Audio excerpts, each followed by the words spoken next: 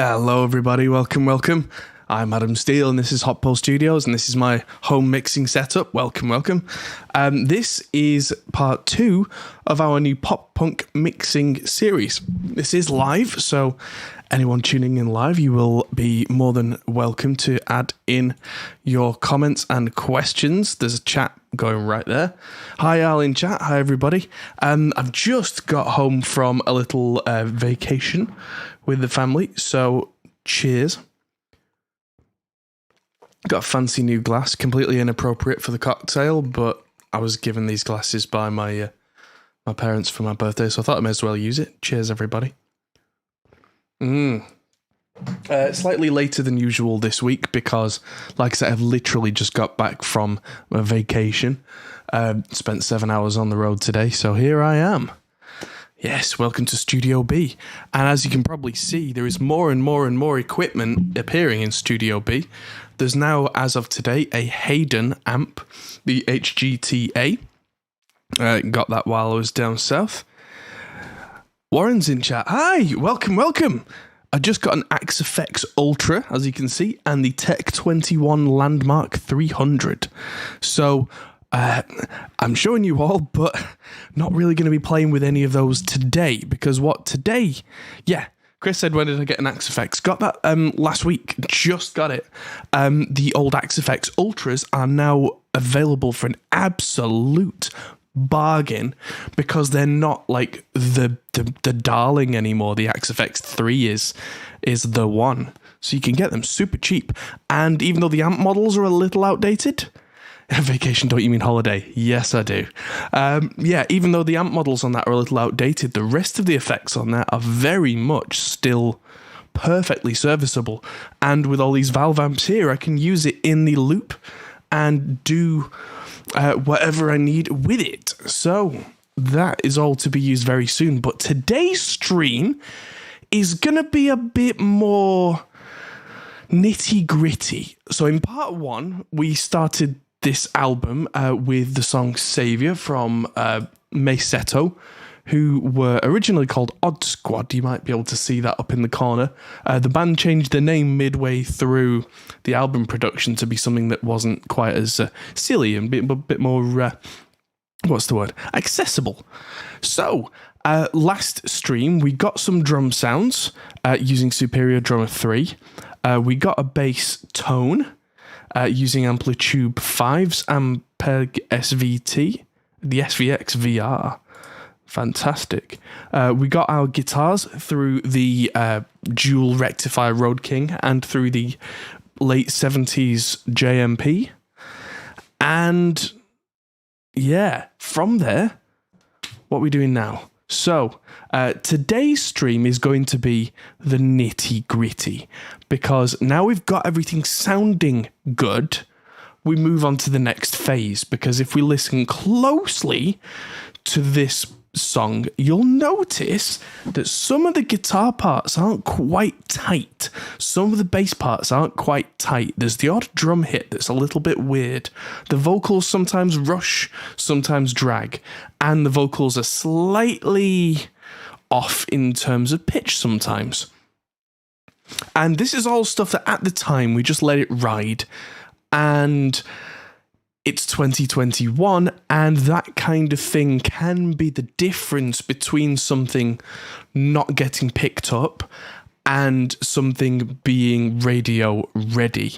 A mix now has to be absolutely on point, especially for this kind of radio rock, pop rock type genre. So we're going to go through bit by bit, and we are going to analyze each instrument. We're going to run probably bass and drums first, and on go the headphones. And from there, we're going to listen to the drums and bass. Then we're going to add in each layer of guitars one at a time, and we're going to play them section by section to see if any bits are out of time, see if there's any sloppiness in there. It could be something that we need to bump around. Now, this is the part where you might say, well, why don't you go back and re-record some of these bits? And truth be told, the band doesn't exist anymore. These recordings are now 7 or 8 years old, and we have what we have. But seeing as though I was the original producer, so to speak, on these, I'm going to give myself permission to do what I need to do, past me, future me, which means that we can go through and listen. A couple of things I did when I loaded this up just before we went live, before we do start analysing. I went through and noticed that all the kick and snare MIDI for the drums, because just to remind you, this was all recorded by a drummer on a very kind of expanded Roland E drum kit. So it was a real drummer, but we had it set so that as he smashed the drums, the kick and snare just leveled out at the maximum velocity, which means that a little bit of that feeling was lost. Now, I brought those down by a few velocity ticks and hit H for humanize, which, if you're Scott from Chernobyl Studios, I can actually feel him reaching out and trying to throttle me right now. So, yeah, sorry, Scott, if you're watching. If you do want to learn how to program drums really, really well and really effectively, Scott has just released his metal drum programming mastery course. It is very metal oriented, but it does work for all genres as well. So, I just did that and brought them down a little bit. They will sound a little softer, and from there, they won't quite stick out of the mix so much, but we can compensate for that when we come to what I will call the final mix. What I'm going to do now is I'm going to just run the track through so we can have a listen, see where we're at this point. And in fact, what I'm going to do is, so we can compare this, I'm going to export this, no editing, as an online edit, as an online render. That way, we can hear it. I can add it as a new track in the project, and at the end, I can compare before and after. So that's what we're going to do. 44K, 24-bit. I'm going to do an online render, and we're going to listen through the song. Oh, Scott's in the chat now. So what I did, Scott, is I opened up the drum MIDI, I brought the velocities down on the kick and snare, and hit H for humanize. So yeah, sorry. But I did tell everybody all about your drum course where you don't do that. So let's have a listen through what we have so far. This is the kind of 2.5, 3 hour mix that I did last week as it stands with the slightly softer drums. And this is the where we got to just with reamping and getting some drum tones. Here we go. From there.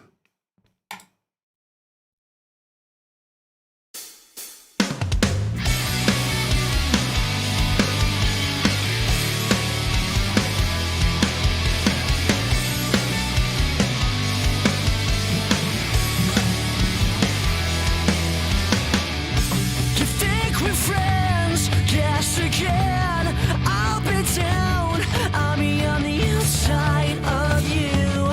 You're me on the inside.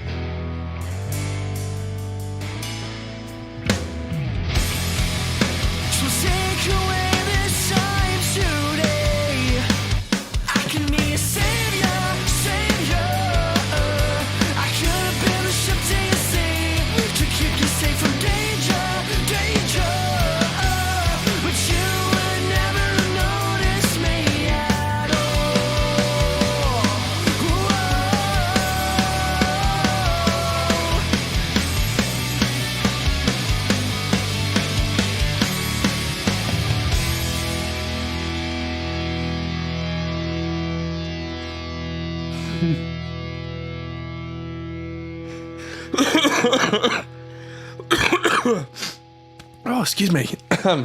Sorry, Chris made me laugh, and yeah, I do it in the car as well. It's very true. But it has to be like a secondary thing in the brain, because otherwise, gotta focus on the road. Gotta be safe, guys. But there we go. So that should now add itself.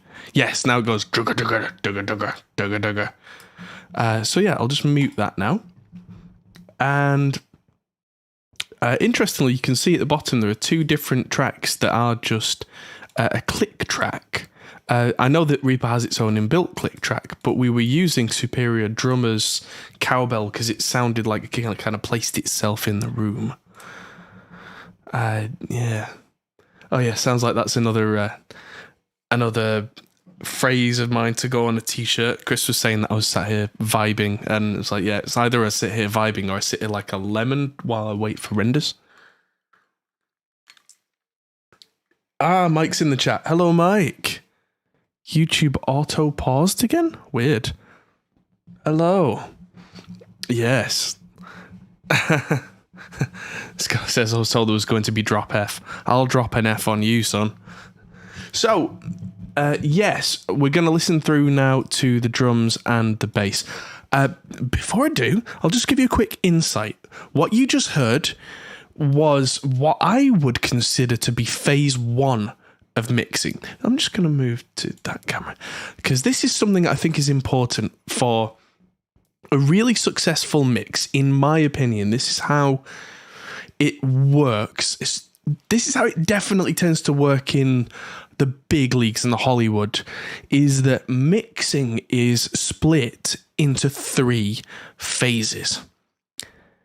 And someone massive like Chris Lord-Alge will only do phase number 3.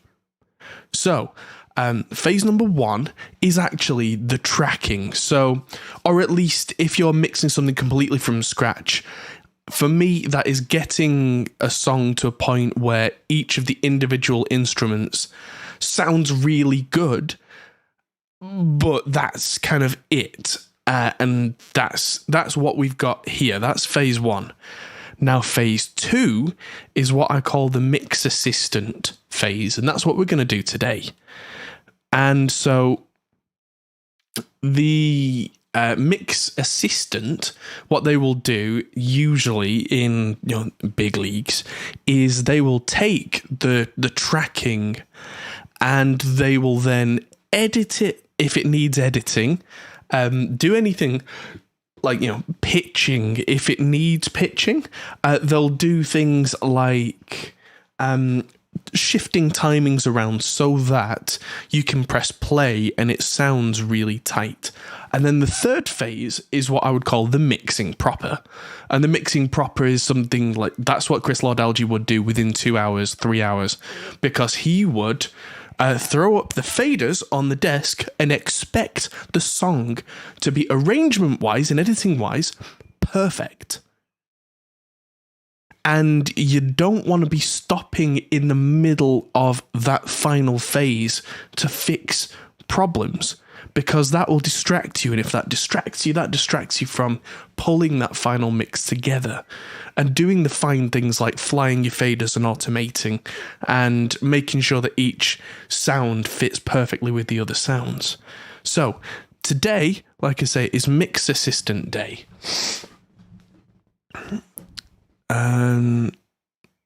Question from Rob on guitar. Is there any difference between mixing from the initial raw recorded files to mixing unedited exported files? I mean, if those unedited exported files are high enough bit rate, if they're the same sample rate that were recorded in and high enough bit depth, like 24-bit, should be the same. It shouldn't be any different.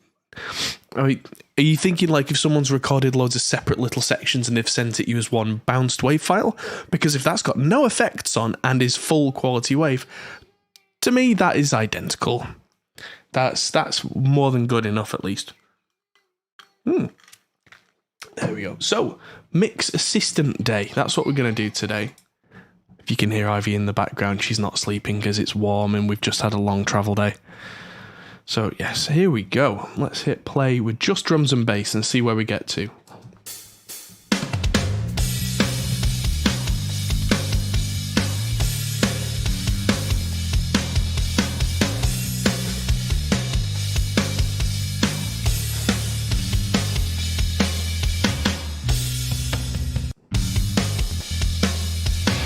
What was that? So there's a couple of blub bits in there.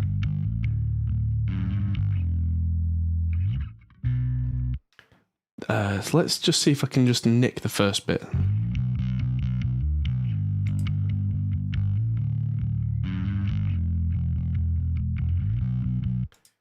I like that much more than the second time round. There's no need for a gap there.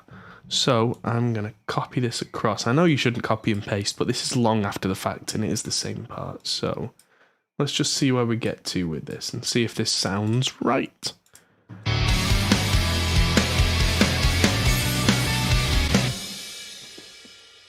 Let's just have drums and the bass.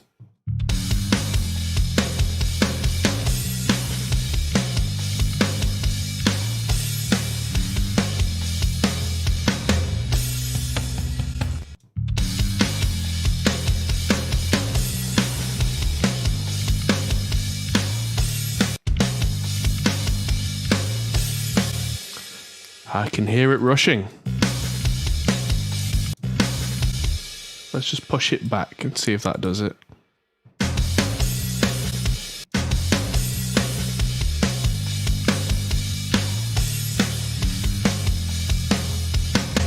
Okay, just to Luke in chat, you asked this same question last week, my friend. What's the difference between a half and full second? I don't think you quite understand. Nobody cares about what the exact runtime says on the back of a CD compared to the exact runtime that the player tells you. Nobody cares. If you really care, search for the Red Book audio standard and do some reading up on that, see if there are any videos about it, because that will tell you a lot. But yeah, this isn't the stream for talking about how old formats work. Because let's be honest, CDs are out of date now. CDs are almost a dead format at this point. So there we go.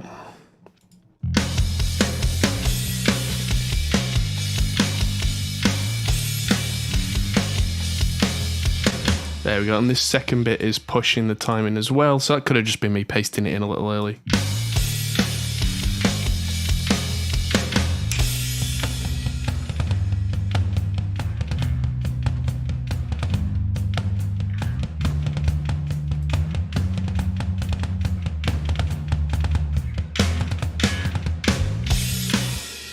This whole bit was a little bit early. I think that seems to be a common problem. So let's just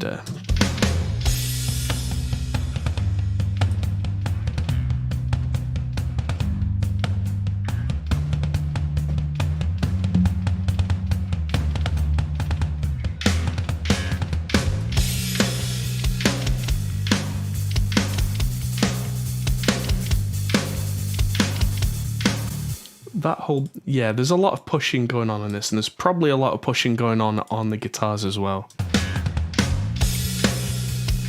How far is too far in terms of time stretching? That's a very much, that's a how long is a piece of string question. Some would say any time stretching is too much time stretching. And I try and stick with that if I can, actually, because artifacting can be an issue. I tend to find that the more super low end or the more super high end that a sample has, the more obvious time stretching becomes. So it's not so much a percentage, it's whether the kind of the time stretching algorithm that you've used lets you get away with it. And time stretching algorithms are getting better all the time. I mean, if I just go into the properties of this file, Reaper has all these different options for different algorithms you can time stretch with, and some of them are really good, but the CPU usage goes crazy. So you can get away with it on one or two tracks, but not a lot. But there's it's strange that it's not in 64-bit Reaper, but in 32-bit Reaper, there is a time stretching algorithm called Dirac LE, and it's absolutely incredible. It can make full songs time stretch and not sound weird, but it comes at a cost that the CPU usage is ridiculous at the highest quality. Even on the monster of a system that I've got, it can take an hour to do a 30-minute piece. You know, it's crazy, but there we go. That's more in the pocket.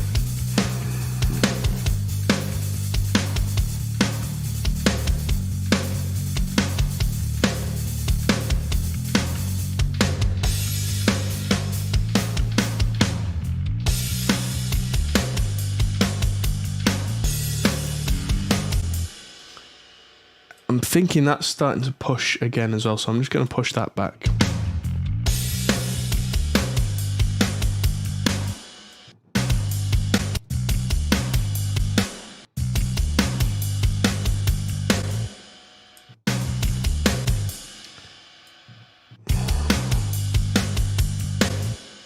This whole section's late.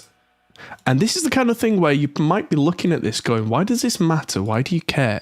But once you got the drums and bass and guitars locked in, and then lock the vocals in with those as well, suddenly everything just hits like a tank instead of being a little bit wishy-washy.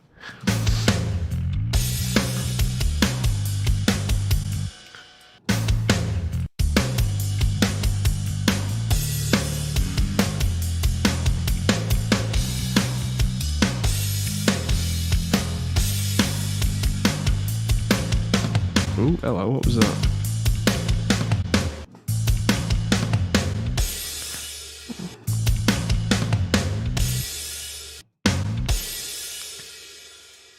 That was an extra, that was way off.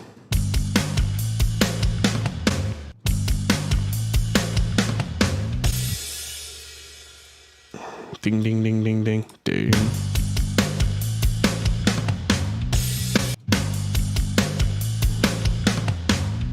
And I've put a little gap in there because there should be a gap in between notes. You can see it on the guitars where they stop.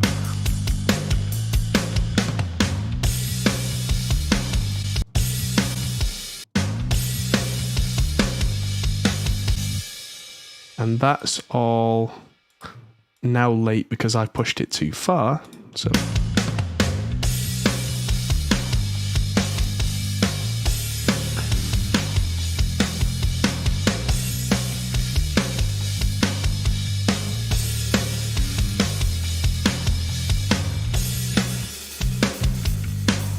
here's where we have to get super particular because you can see everything starting and stopping, and you can even see on the DI guitars where everything's a little bit loose.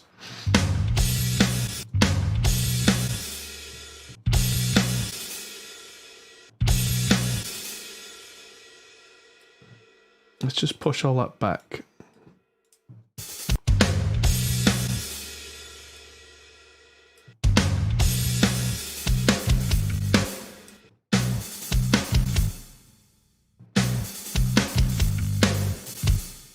Those two are early.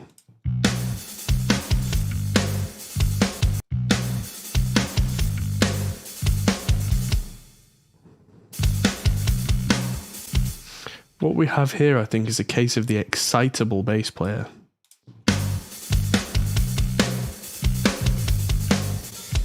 Because this feels better when I push it back a bit.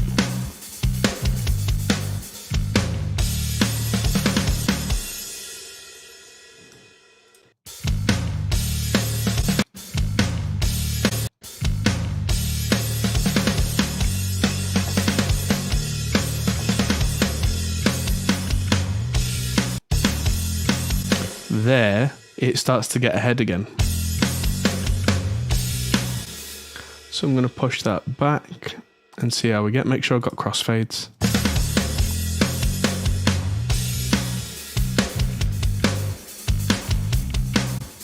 Ooh, there was a bum note.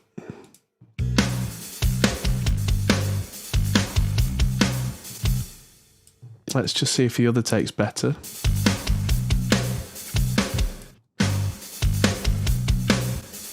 A little ahead, but much better note-wise.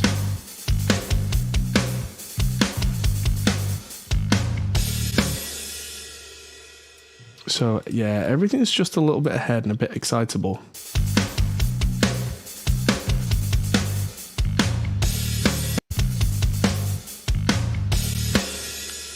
That one's a little behind.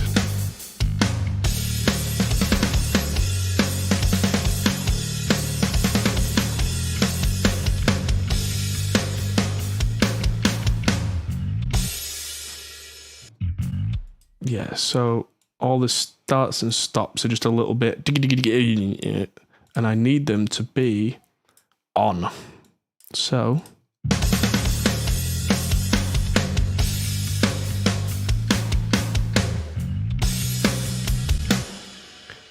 I'm just gonna shorten that a little bit.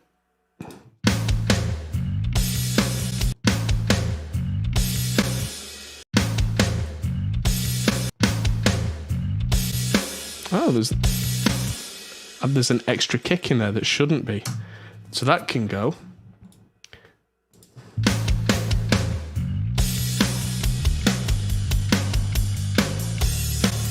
That's all rushing again.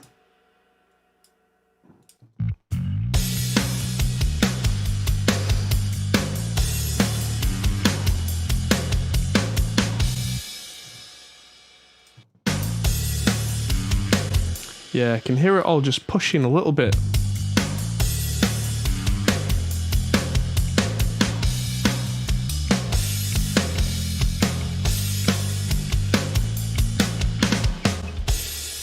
Just cut all the stuff out in the middle as well, because I've got quite a gainy bass sound and you can hear things like finger slides even though it looks silent. I assure you it's not. And you might think, oh, rock and roll, you don't need to hear that in the middle. But times that by 5 with all the guitars, and suddenly that's why it's just not tight sounding.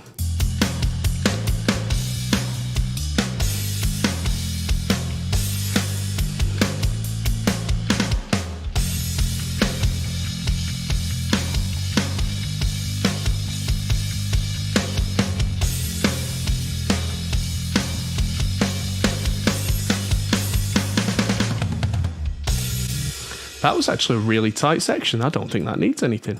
Good question in the chat from Mike. When I'm not doing this on stream, how long does it take me to mix? Probably about the same amount of time, if not longer, believe it or not, because I find it difficult to stay concentrating. My mind wanders too often, whereas when I'm on stream, you're all watching me. I have to keep working. So it's actually more efficient for me to do this on stream than not.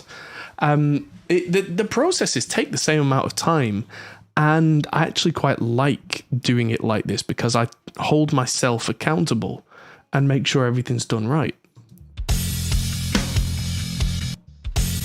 There's another one of those cheeky extra kick drum things. There's a few little kick drum taps in there, which I'm just going to take out because they're far too soft to be meaningful.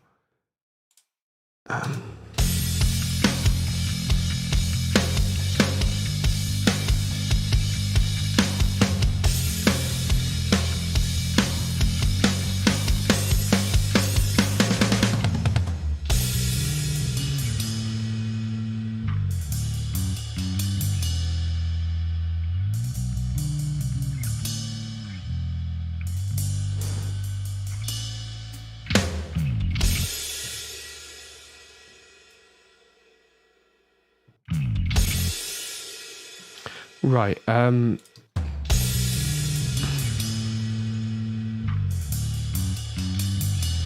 everything started to rush there, so I'm going to try and find a way to push it back and crossfade it. Hopefully we don't hear this, because this is a very exposed part in the mix.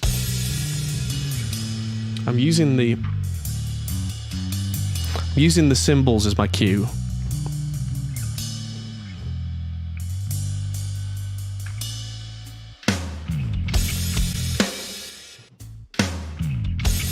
Right, I'm going to just cut it right on that.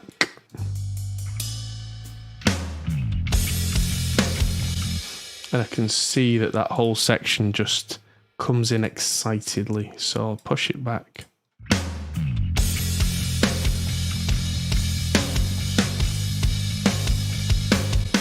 And by there we're a bit late because it sounds like our bass player pulled himself into time.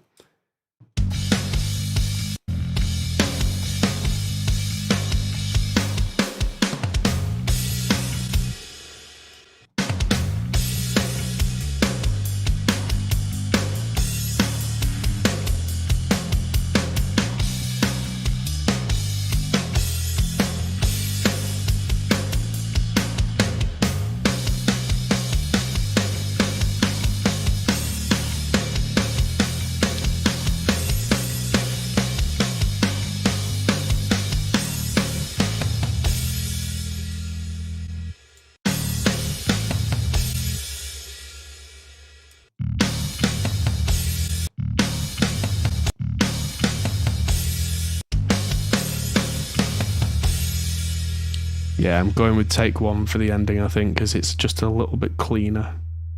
And fade it out over time. And that is one nice locked in and in the pocket, importantly, drum part. So, now to add in a layer of guitars. Just one, though.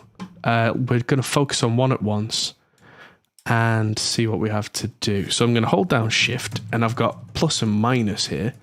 And what they can do is they can make everything look way bigger, which means I can deal with wave files that have been recorded at -12, -18, minus whatever we're going with.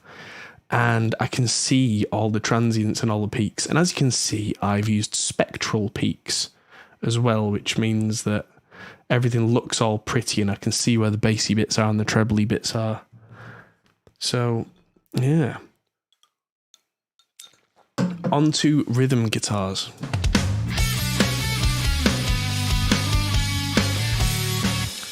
Another bit that's rushing.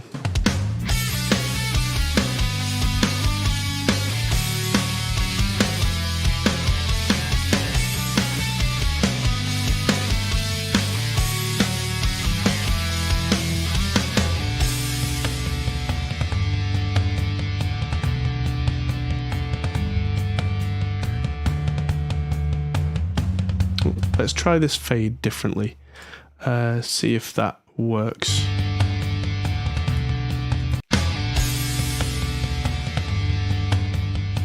No, it's way too obvious.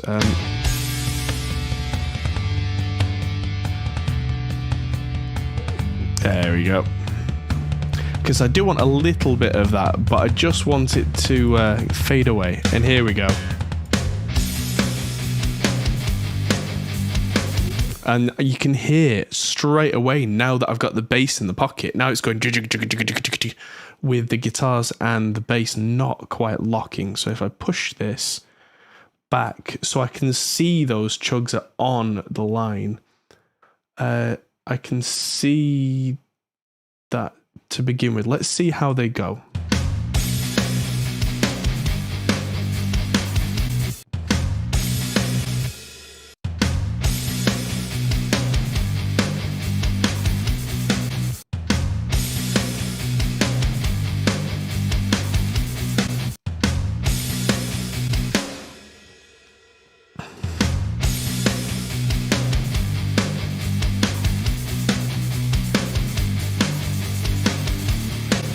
It's funny, the first chord is pushed, the second chord is late.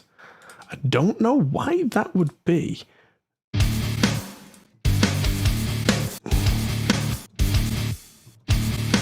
But I'm going to try and compensate for it.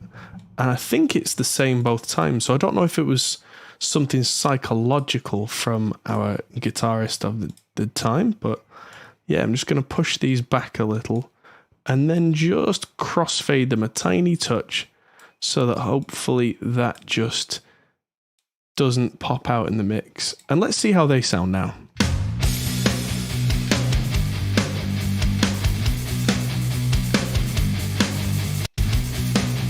They sound a little late now, so let's push them back.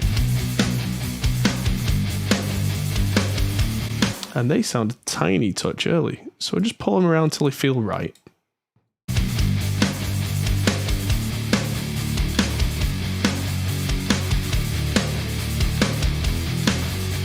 They all feel just a little bit rushed. So I'm just going to push. It's weird looking at these. They look wrong, but when it goes quiet, that's actually the hit. And the low information afterwards, when it goes and kind of blooms out, is what we're seeing here. So we're not looking for a transient. We're kind of looking for the opposite. We're looking for when the low end cuts out because the new note has been struck. It's kind of a weird thing to look out for, but that's what we do.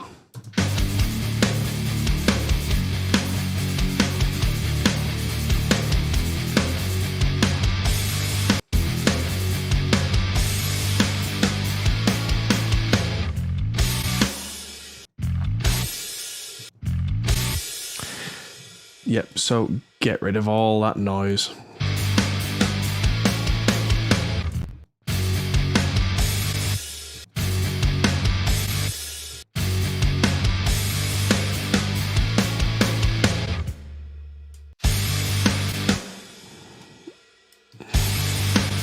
from just about the second note in there, that's all rushed because he's trying to get to the stop. So let's see what this does. Too far. Okay, let's try that. There we go. Just the tiniest nudge then.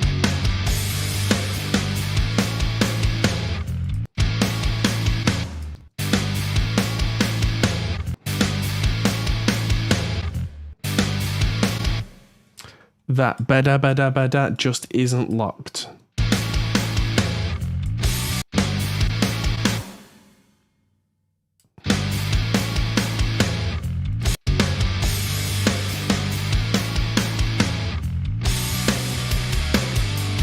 There we go.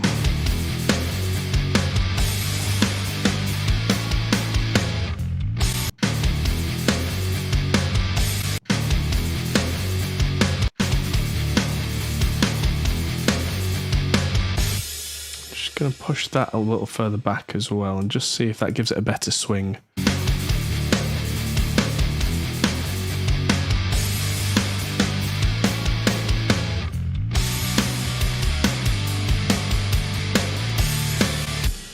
Yeah, and this should hit more on the beat.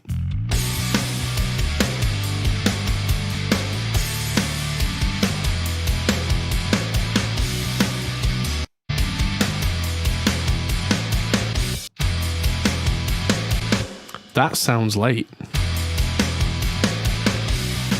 But the rest of it doesn't, which is weird. But there you go. Let's push it and...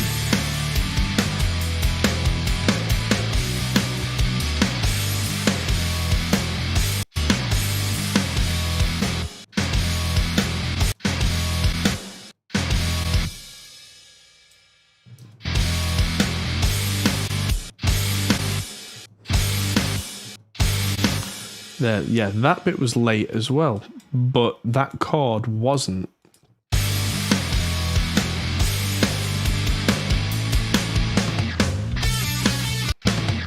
Right, and no, that goes do. I want that to go stop. There we go.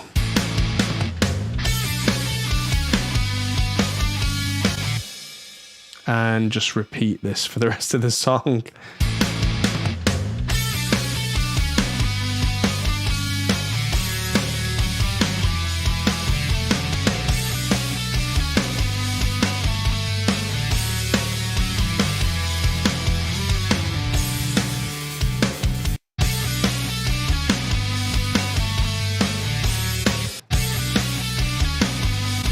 From about there, it all sounds a bit late, so I'm just going to pull it back.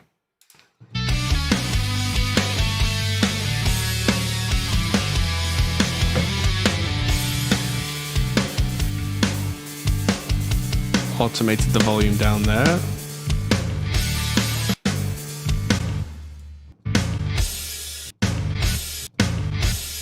So I'm just going to cut a little bit of this out, just because that's where the snare hits.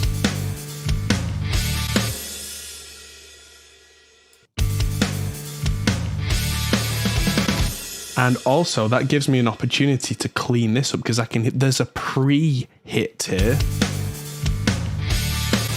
And I want that to be much tighter.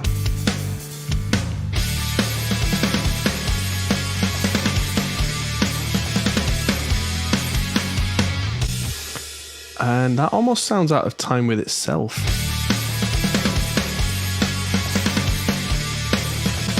Let's just push it all back.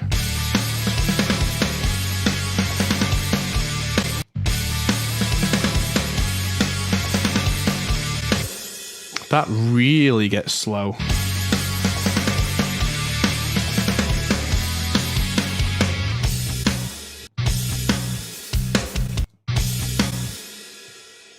So I'm just going to clear that out and push this way forwards.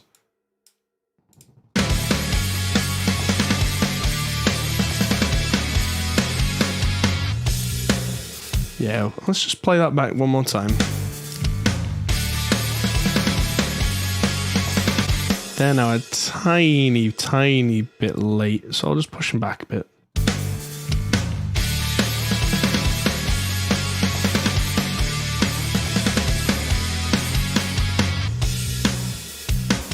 Let's see where we get to with these.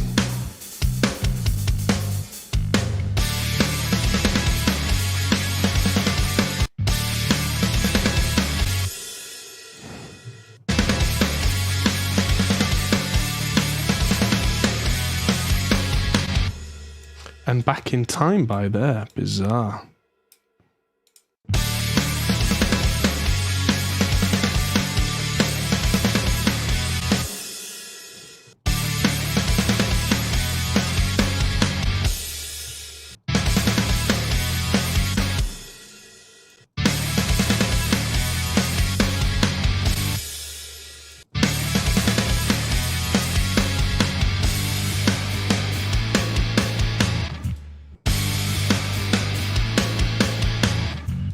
And that's rushed as well. And let's just clear out all that garbage. And push that.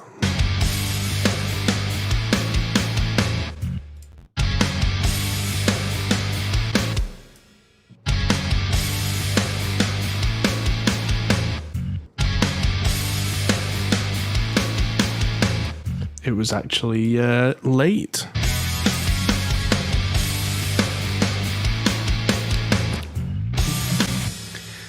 It's funny, the guitars just sound better when they lock.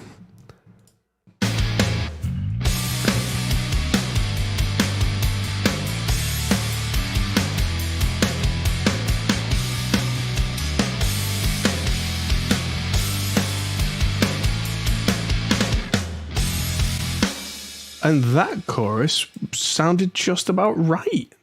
Maybe because I've been grabbing the waveform from further on, I've already adjusted it.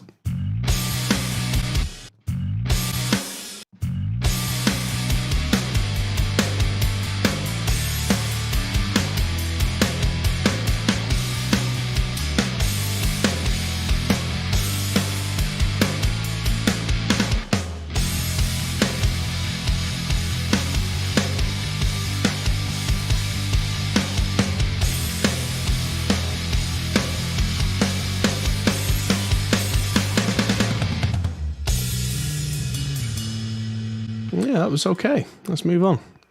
If it's not wrong, there's no need to change it.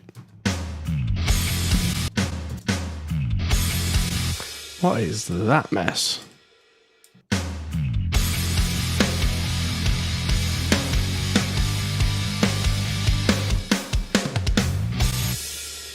Turn that up.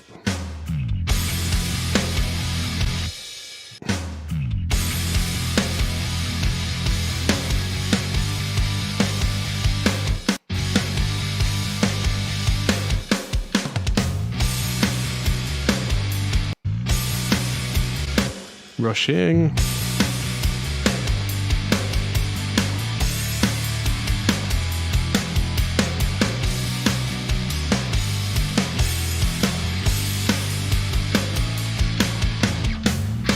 Ooh, there's a huang on one side. That all needs to go.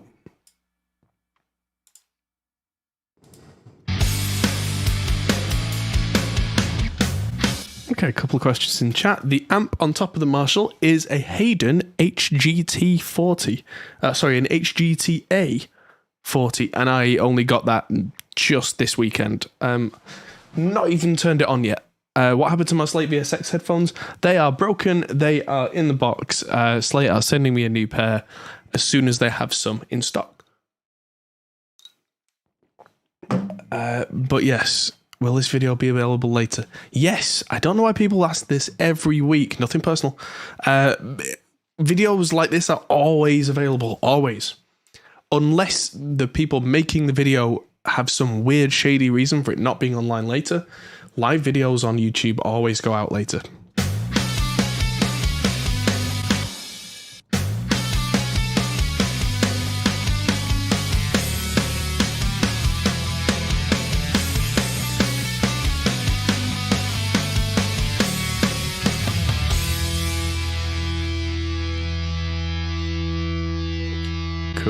and so I'm going to cut these two before they go, and I'm going to fade them, and I'm going to right click and use a linear fade because guitars don't sound right going loud.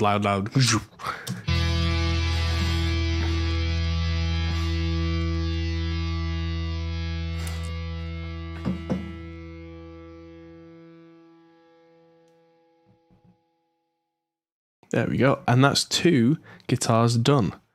So what I'm going to do now is keep the rhythm guitars on while we do the leads, but I'm going to take a good 10 dB off them. So they're there, but they're not really there, just so we can hear if this lead guitar causes us any issues. So let's zoom in. It's called lead guitar, but on this particular song, I think the roles were largely reversed just to be confusing. That one looks like it's out anyway.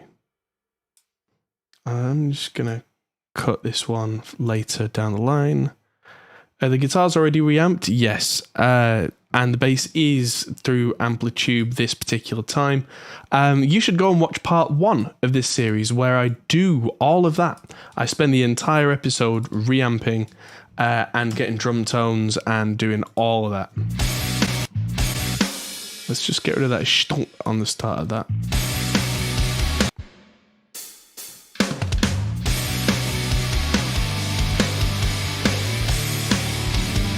Right, now let's mute the rhythm guitars.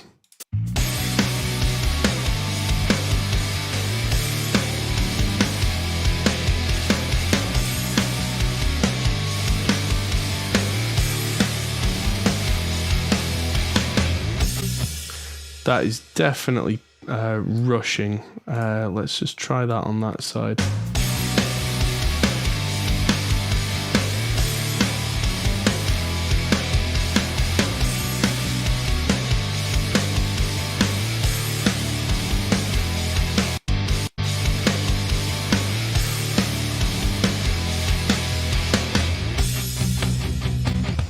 Let's just push both of these back because these are both rushing from this point.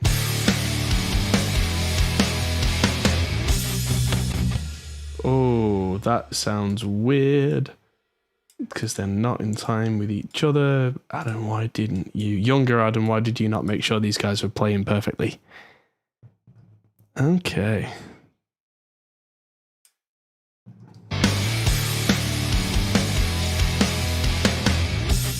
Yes, a lot of people performing live not happier with performance copyright issues. Fair enough, good point. Because this isn't a covers song, this is something that was released through our record label, so we have the copyright, then we are not under any threat from that. Andre says, what's the boundary between the artist intended playing and cleaning up? Depends on the genre, depends on the artist.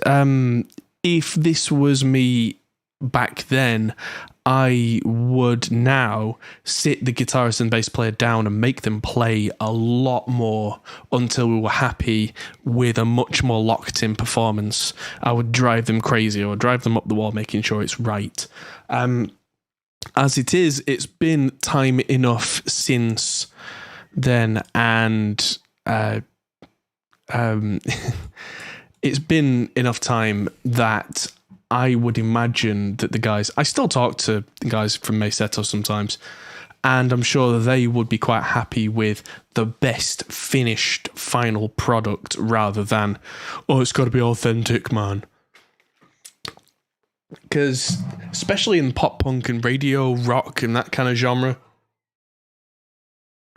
we all understand and agree largely in this genre that it's not about a perfect performance on CD. It's about the recorded song being the very best version of the live show. Kind of an idealized version of the live show where your adrenaline watching the band live will cover for any slight imperfections. But this is the advertisement almost for bringing people to the show. So if this sounds better, it brings more people. They see the band live, they make the connection. It's all worth it. So yeah, it very much depends on the band's outlook and aesthetic and all that kind of stuff.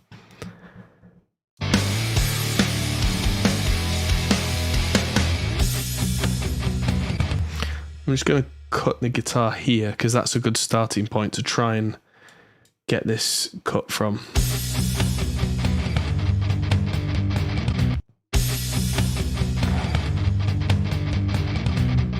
Oh boy. Right, timeout. We're going to mute one of these and we're going to have to do one of these one at a time. Just that one. Yes, like Rob says in chat, recording, he imagines recording to be the advert for the gig. Very much so. And yeah, Holiday did give me a tan and I was out for one whole day. I was out in, sloppy timing and suspect tuning is what you hear from bands around the corner at the local working men's club, yeah. Well, that's it. Bands have been improving the performance that goes to tape since the mid-60s. The original method for doing it was get a session player in who's better than you. Then the method in the 70s was cut the tape to get the timing better. Then the method in the 80s was transfer it to digital tape and shuffle it, or get it onto very early versions of Pro Tools. But yeah, the Sony Dash system could move things around. In the 90s, it was, load that one file into something like Pro Tools and then bounce it back to tape. And then from 2000 onwards, it was do this. But it's always been a thing. If you have musicians who are absolutely incredibly perfect, great. But it's so rare. Especially with this kind of stuff where it bounces to a tempo where it's kind of almost dancey. Yeah.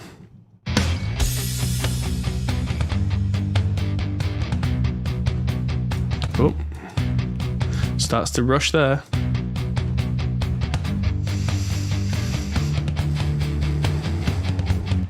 And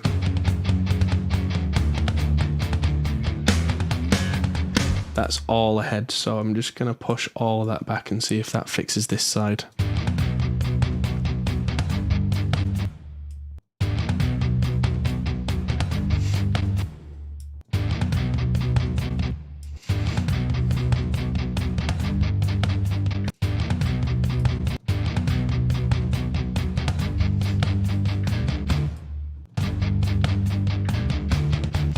That chord is behind.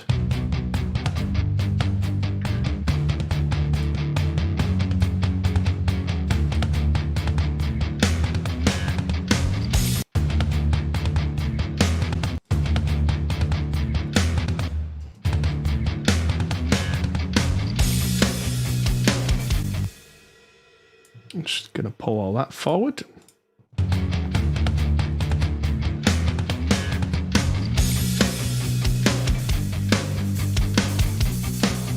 Yeah, see how this all now sounds late? Because the guitarist's ear has now locked in.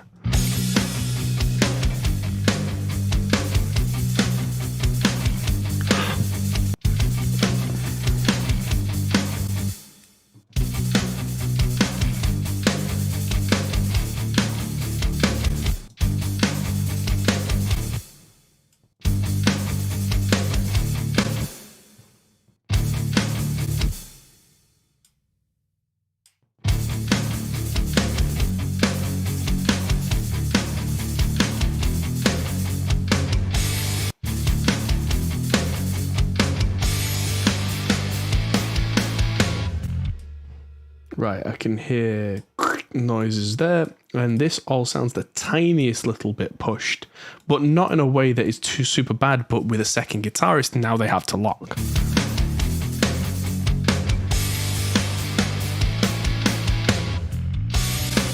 Right, so now I'm going to go back to here. I'm going to mute that guitar and unmute the other one and work on the right-hand side.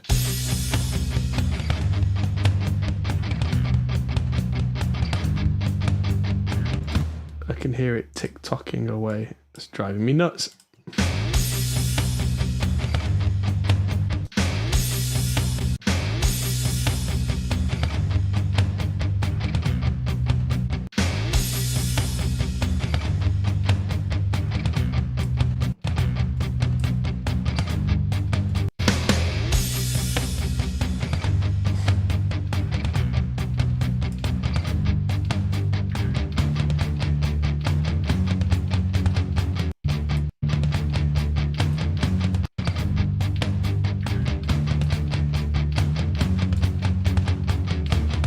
That's all pushed now a little bit, so that needs to go further back.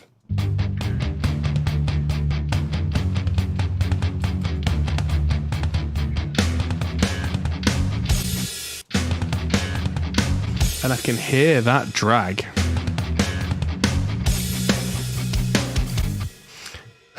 Dude.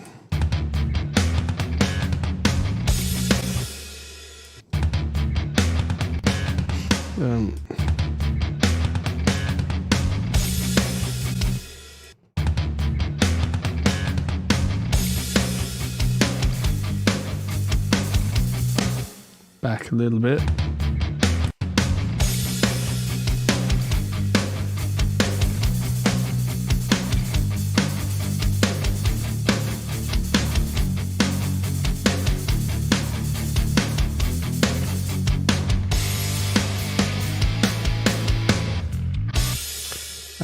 Not sure about this bit.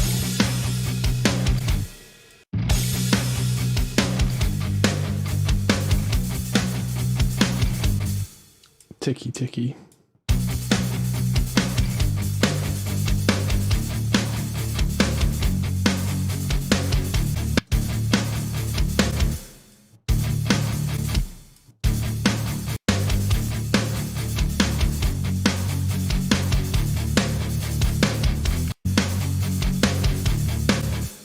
There.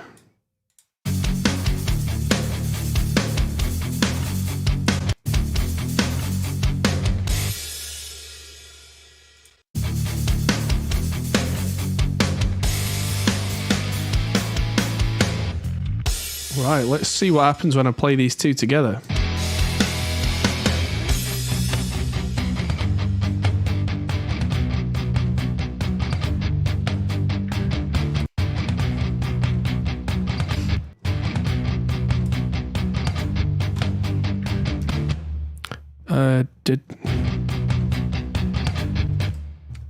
That one's not locked in, but the next one is.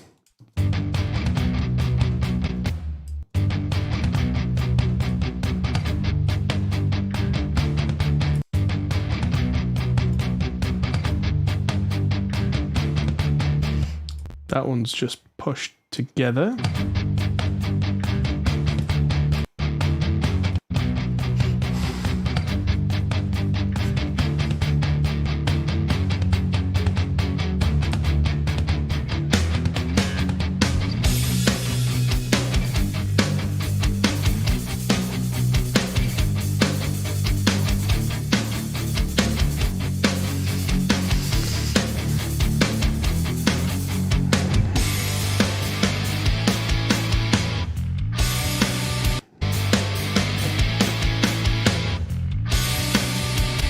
Much better. Okay, so we'll go from here.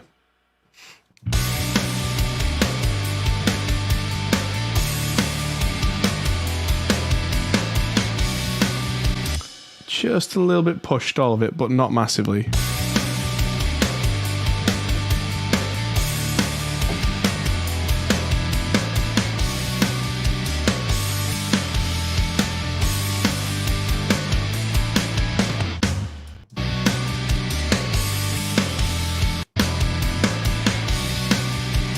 It seems to change there, and it's more ahead from there.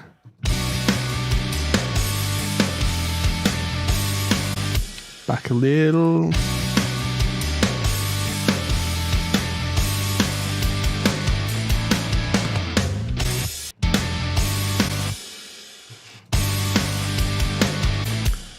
Back a little.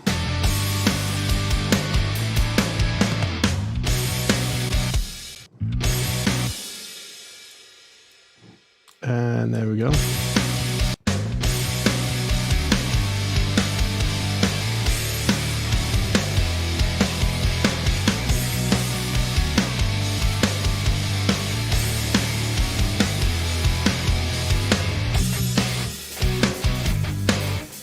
Right, this is going to take some proper editing.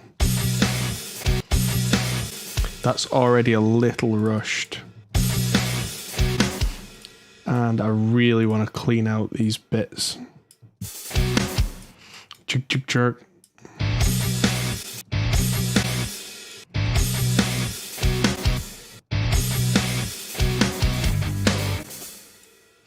There's a little bit of grunt going on in there, but that's part of the performance at this point and not something I can go back and sort.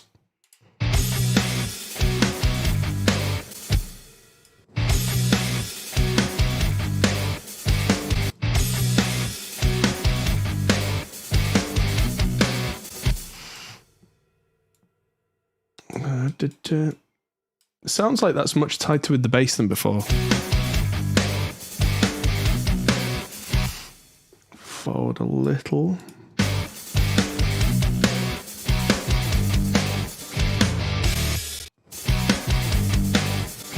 Sounds like I might have been more strict with them on getting these sections right.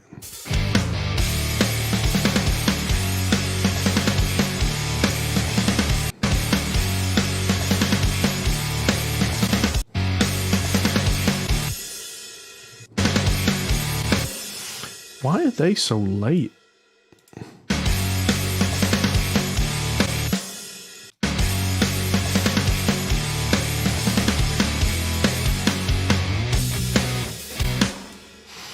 Properly clean it up. Have I tried razor editing in Reaper? I've not tried it yet. That's probably the main reason I'm not using it. Just not got around to trying it yet. But I do know that the way that I do it is really precise. And I'm not just cutting as well, I'm cutting and nudging at the same time.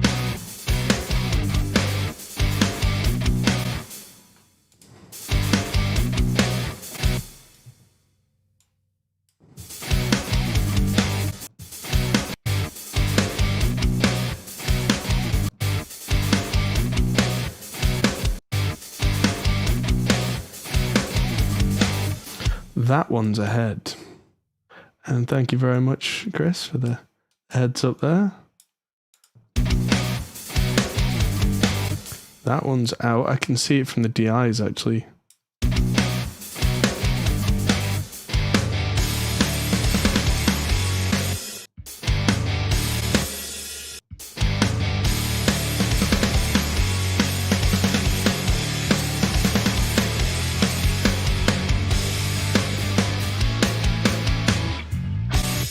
Wait.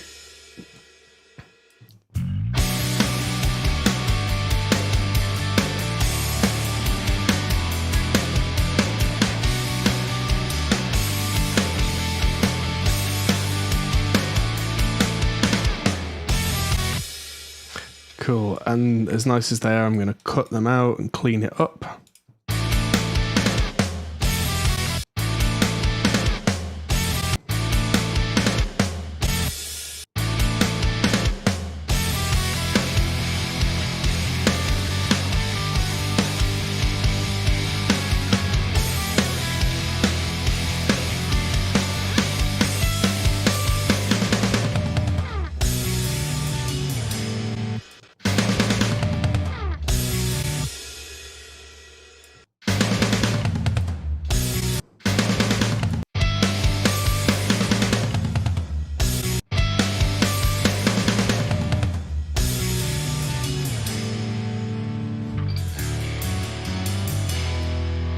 There's my first rush.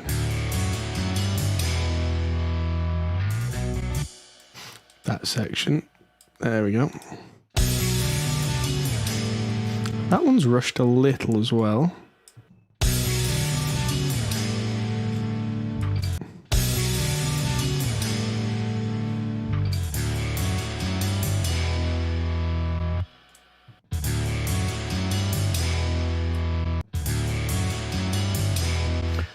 The chord there is a little bit wrong.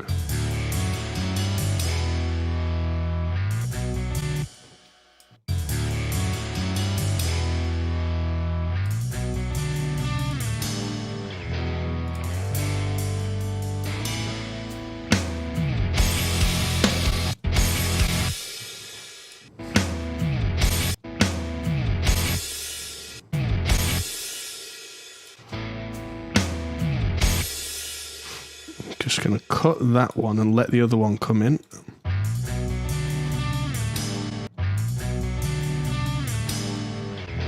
That one's rushed, the other one's not.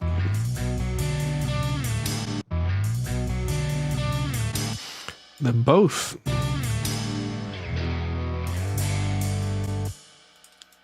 not right from there onwards. Interesting.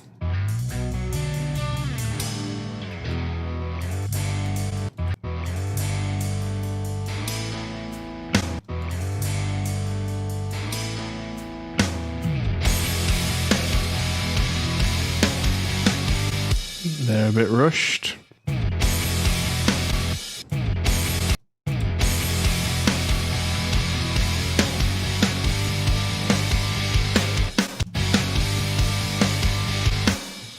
And those can come back a bit.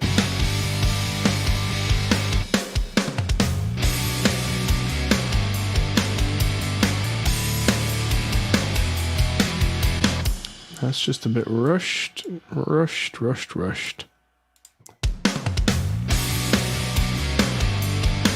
So much better.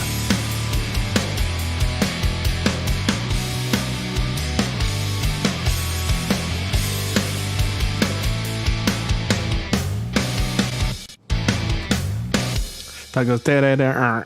So let's not.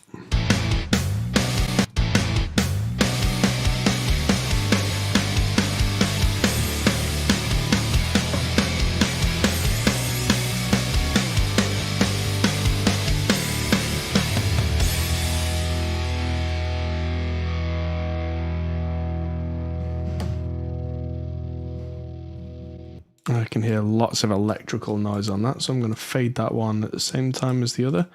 And let's now unsolo that.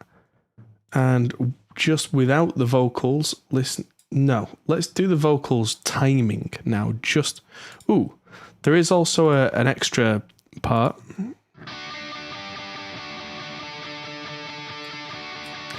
Let's just listen to this with the drums, just to make sure it's on.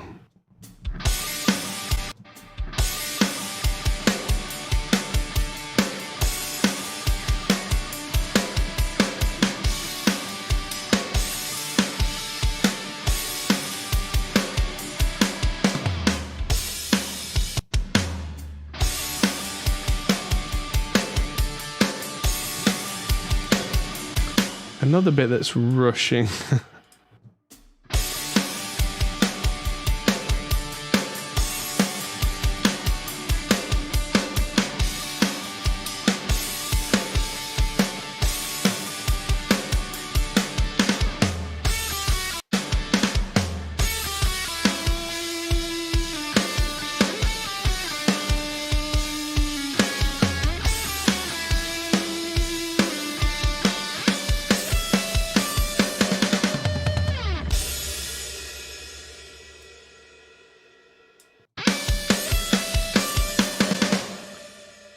Did I pitch shift that before it got sent?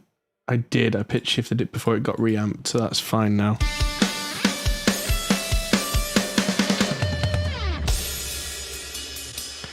Okay, so that's nicely in time. Now let's just mute the background vocals for a minute. Oh, now you get to see all the takes of the vocals. Oh, wow. Let's not. Seeing as though we decided a long time ago that these were the actual takes, I'm going to go into take and crop to active take.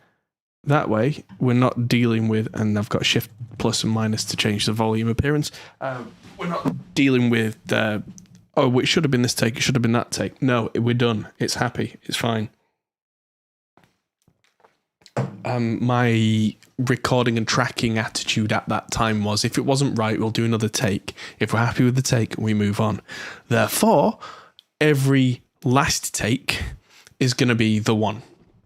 And that's the way that I worked. It kept it a little bit natural, stopped the singer from burning out by doing 25 takes and then choosing take number 2. And meant we could work at a reasonable rate, but it did mean that the tuning was sometimes a little suspect. But that was also for a number of reasons. We are all human after all. So let's listen to this vocal time-wise.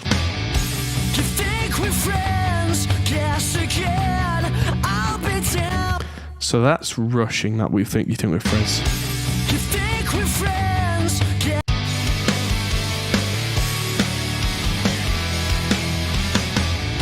You think we're friends? Guess again. I'll be down. I'll be on the inside of you. I'm going to take out any heavy breaths while I'm doing this. You think we're friends? Guess again. It's going to take a little while. Guess again. I'll be down. Isn't it better to fix timing errors before reamping? No. It's pretty much the exact same, because it's feeding things through the amp one way or the other. You think we're friends? Guess again. I'll be down. I'll be on the inside of you. You'll be on the.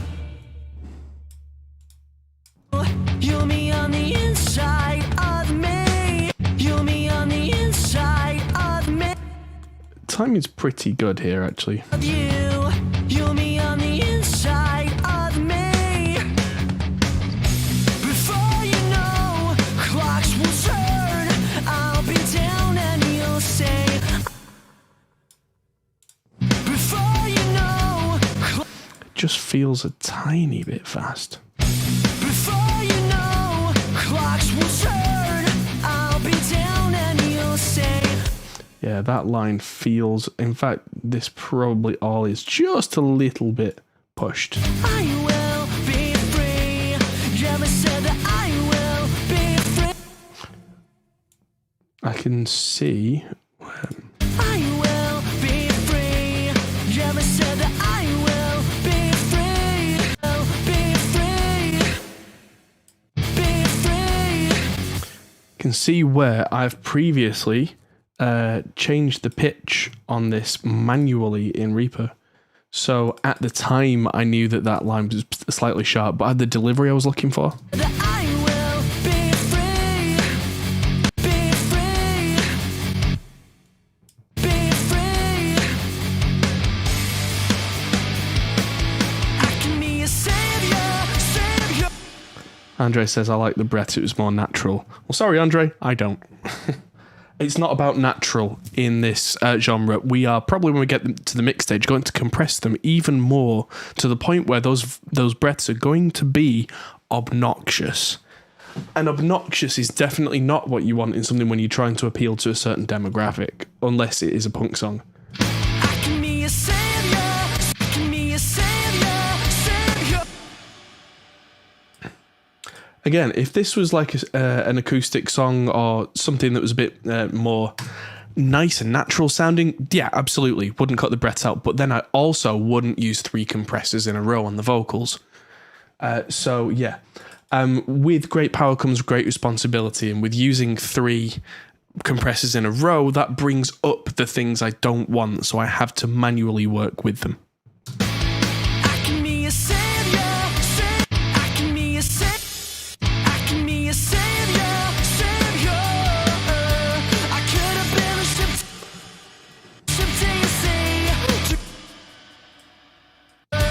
I could have been a ship to your sea to keep you safe from. See, like, there's a yelp breath there. That when that's compressed more, that's going to sound like he's dying. To keep you safe from danger.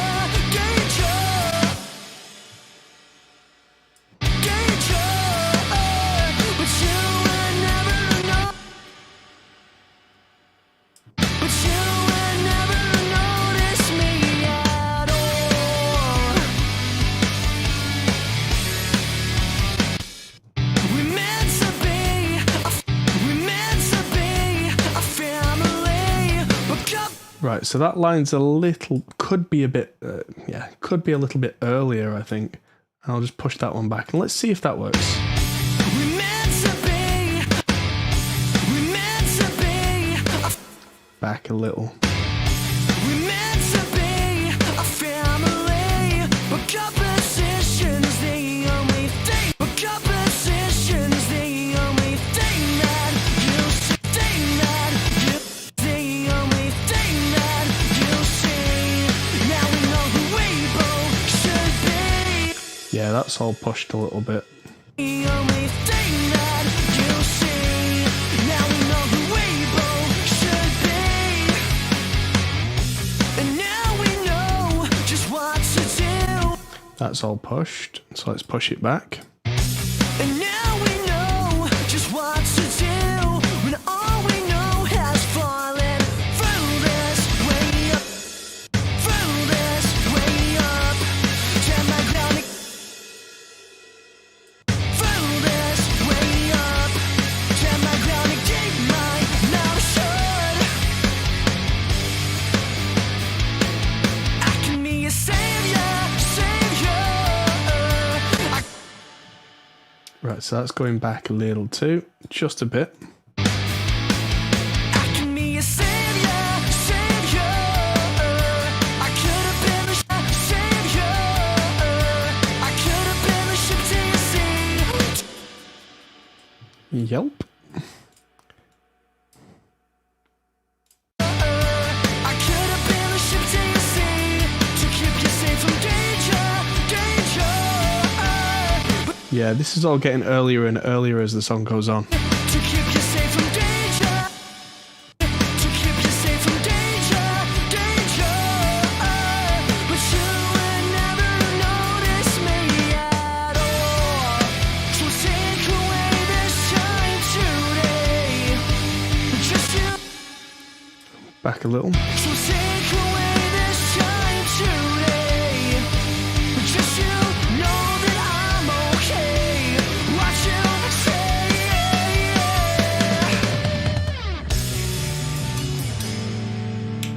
I could have been the ship to your sea. That sounds so good now that's bada bada bada bada. I could have been the ship to your sea. Just gonna push it back a little and see if that fits in the pocket more. I could have been the ship to your sea. Yeah.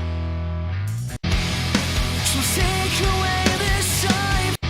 So take away this time today.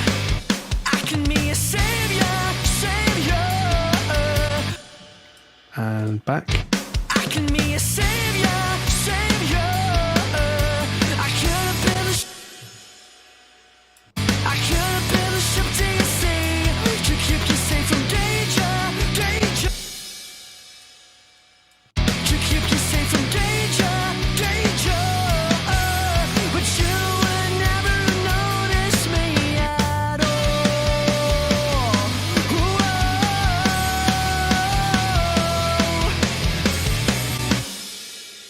Right, and now let's pull in the backing vocals and just solo the vocal group to get these absolutely nailed. And then we'll listen through the song before we look at vocal tuning. Be on the outside of you. And that's now, yeah, a million miles out because we've edited one and the others now must match. On the outside of you. You me side of you. Side of you. You me on the inside of me. Feels way out of tune. Yeah, but we've not got to that bit yet. You me on the inside of me. Everything in its proper time, Alessandro. Everything in its proper time. One thing at once. Let's get the timing right first, because I like to do the timing manually and then the pitch in You Melodyne. me on the inside. You me on the inside of me. They're rushing by a long way. You me on the inside of me. That's better. I will be free. Oh, they were on time. You'll say I will be free. You'll say I will be free. Yeah, I said that I will be free. They are early. I said that I will be free. Okay. Now for the tricky bit. I can be a savior, savior. Trying to get this right without being so perfect that vocal line is kind of thrown as an accusation. I can be a savior, savior. I could have been. There we go. The other reason that I'm cutting breaths out is when you've got three vocals going and they all breathe at slightly different times. It sounds disgusting.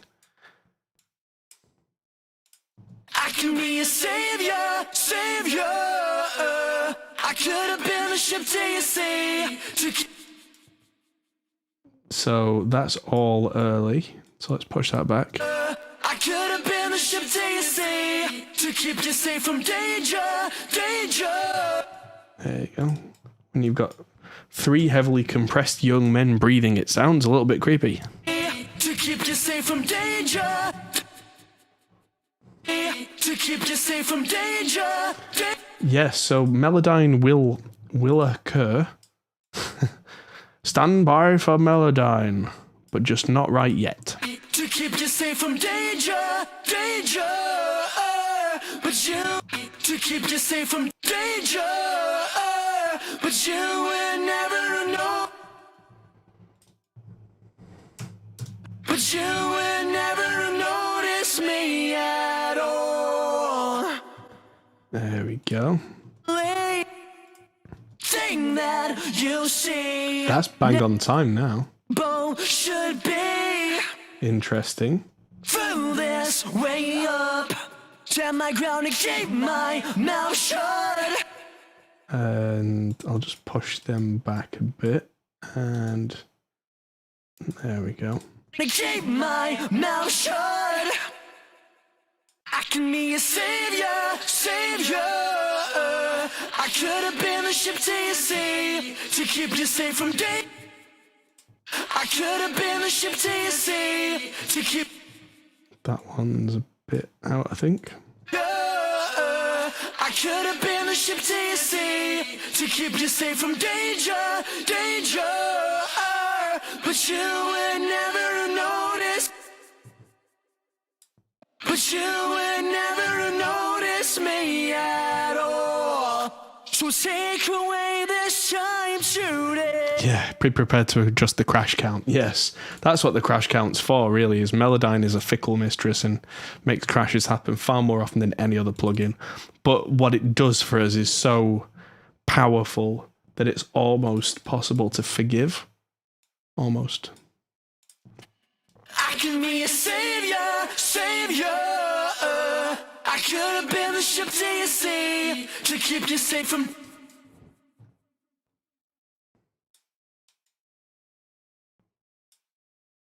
Okay. I could have been the ship till you see, to keep. Yep, this is live right now, John Kim. Hello. I could have been the ship till you see, to keep you safe from danger, danger. But danger, danger. But you would never notice me at all. Let's get rid of the overly dramatic dramatics. There we go. No need. There's a big one. Me at all.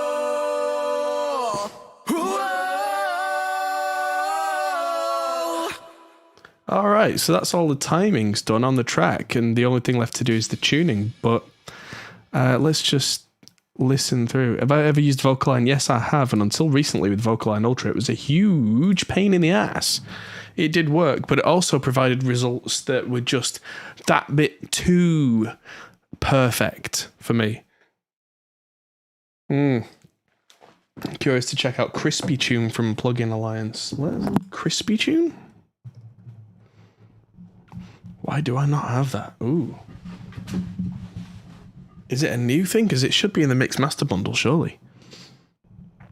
Anyway, now what I can do is on Vocal 1, I'm going to add in Melodyne as the VST3, and because it's VST3 in Reaper, there is ARA support, and ARA means that when I open it up, I don't need to do any transferring, it's just there.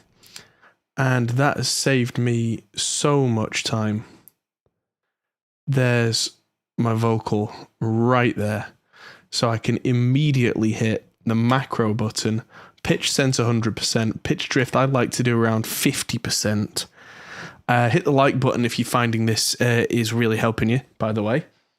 Is there an option to turn off the hiss from the SSL 9000 from Plugin Alliance? Question from Scott. Yes, there is. If you're not a fan of the slight hiss, let me bring up a 9000. And there is V gain and THD. THD, I think, is the one that's got hiss. If not, then that's V gain. Oh yeah, V gain. I can hear it. There it is. There's the V gain hissing away in my ears. So you can turn the V gain all the way off and then bring the THD up a little, which is the kind of the distortion, but without the hiss. So yeah, do that. Oh, it's public beta. Right, okay. Ooh, wrong button. That was supposed to be the delete, but there. So Melodyne. So what I did with the macro is I pitch centered it to 100%, which takes each note to the closest semitone that it thinks that it's actually at. And pitch drift is kind of once it's on that note, how far it corrects it in gradually. I like to not go to 100% with that. And that's only where I start from. Is there any sacrifice to keeping the ARA setting on? No. It doesn't. The only time you would uncheck it is one of two things. Either if you're stupid or if you really, really need. If you really need to use it the old way with some sort of old transfer, or if ARA is being buggy for you for some reason, it saves you so much time compared to the old way. I would, given the choice, never not use ARA again. And there's no like performance penalty or anything for having that button ticked. So yeah, just use it if you can. Yeah. So yeah, if you're having some sort of bugs, then that's the reason that you would not do it. But yeah, otherwise, yeah. Let's bring up Melodyne. And yeah, so I've now told it all these notes, take them to the closest semitone. There's a very good chance it's got some of these wrong, and that's where I come in, because unlike auto-tune, where you can just go this, that, this, that, this, that, this gives you the opportunity to go in and deep dive. And I'm going to right click and go to the pitch tool, and I'm going to listen through this and use the pitch tool. So if anything's not where it should be, I can correct it like that. Undo. You think we're friends? You think we're friends? Guess again. Yeah. You think we're friends? Guess again. You think we're friends? Guess again. I'll be down. I'll be on the inside of you. You'll be on the inside of me. Side of me. Side on the inside. Right, so it's not detected that as a separate note by the look of it, so I need to right click and separate the note out. And You'll be on the inside of. so just before I go any further, this song sounds like it's in D major or in B minor. Depending on the part, it's relative major, relative minor. So there you go. You'll be on the inside of me. I'm just going to mute the backing vocals just to make sure that I'm hearing the pitch of the main vocal right. You'll be on the inside of me. Before you know, clocks will turn. I'll be down and you'll say. Oh. Down and you'll say. And that should be down and you'll say. Down and you'll say. I will be free. I will be free. Yeah, I said that I will be. Yeah, I said that I. Yeah, I said that I will be free. Here's a fun fact with Melodyne. That's detected that as a lower note because there's so much kind of distortion in the on the note. It's worked it out as lower. That's okay. Yeah, I said that I will. Yeah, I said that I will. Question from Mike, never use Melodyne. How do you avoid that audible aura sound that's available? You mean that kind of overly tuned sound? The overly tuned sound comes from killing what's called the modulation of the note. So if I just zoom in a bit, you can see there's this wibbly wobble on this note. So the way that this has been detected, this note right here in front of us, is it's the big blob is Melodyne has listened to this and gone, okay, well, this was meant to be on this pitch. But the squiggly line is that saying, well, actually, microsecond to microsecond, that's the actual pitch. That's the vibrato. That's the slide-ins. That's the human element. And then this little kind of jaggedy bit is an S. So what you can do with that is you can manipulate that. So it's telling me, well, I think this is the overall note. So then you can drag that around, and that is incredibly natural. If for some reason that singer has done a bit too much of a weirdness that is massively off key, you can go to the pitch modulation tool, and you can go more or less modulation. And did you see how I've basically just ironed this note completely out? If I play that now, you hear how that sounds like a robot now, because the modulation is just gone. The bits that make it human are gone, and I will not change that. If it's not in key, what I will sometimes do is split notes into parts and then move them manually. And I'm not above moving parts of notes in between. It doesn't have to be perfectly on a note.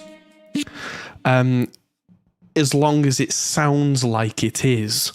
There's a lot of human expression in notes, and Melodyne is really powerful if you use it in a powerful way, that you can keep a really human performance in Melodyne, and you can butcher it and be terrible. It depends on not only your artistry and practice with it, but it also depends on your intentions. So yeah, there you go. Like that. I will. That's got a big you will, but I've put that right on the A as the pitch center, and now that sounds real.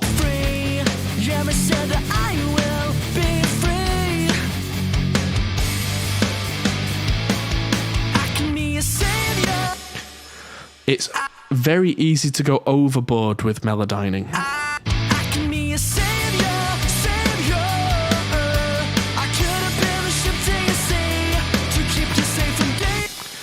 There's a little problem there.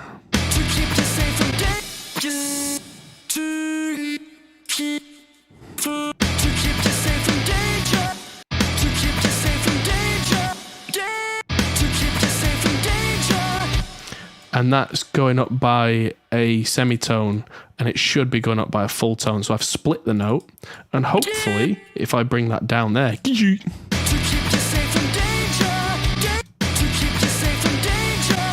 and that sounds like a bit of a robotic step. What I can do is there's a little line here in between the notes, and I can smooth that out a little bit.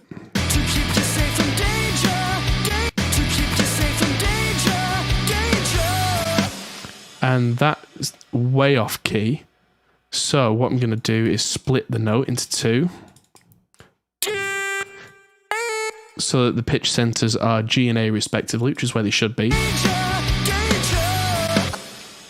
And that drops off far too soon, so I am going to have to firstly play around with... I've tried playing with the pitch drift tool rather than the pitch modulation. Let's see if this has done what I wanted. Not quite. So I'm just going to hit undo till we get back to where we were.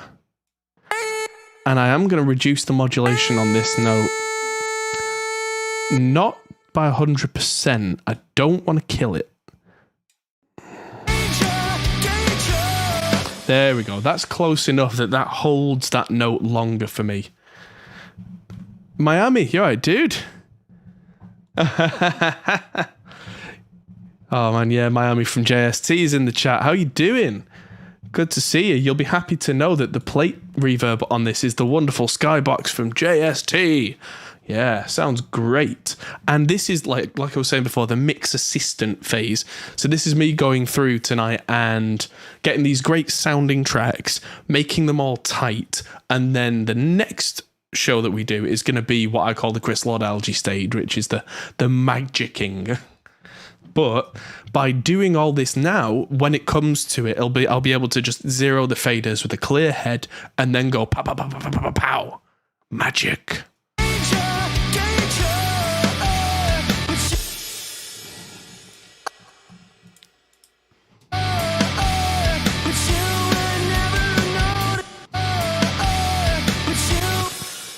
Yeah, that's a little bit slidey for my liking as well. So,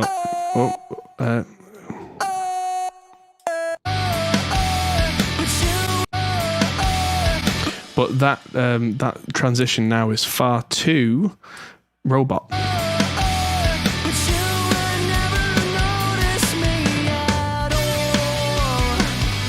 Nice. All right.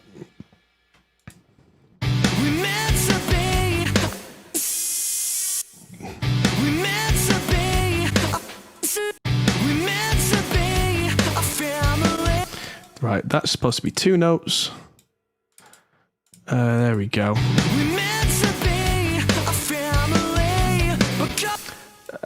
So that.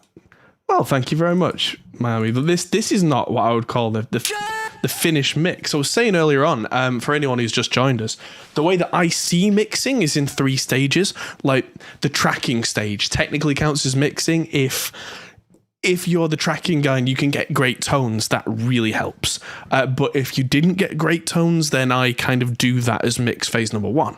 Mix phase number 2 is what I call the mix assistant phase, which is making sure everything's in time, everything is locked in, pitches are good, gaps are clean, all that kind of stuff. That's what we're doing today. And then part 3 is what people consider to be the actual mix. So yeah, there you go.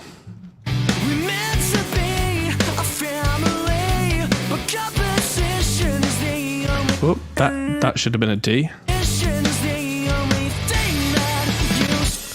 And that lands on the note below because we're supposed to be on a D. No.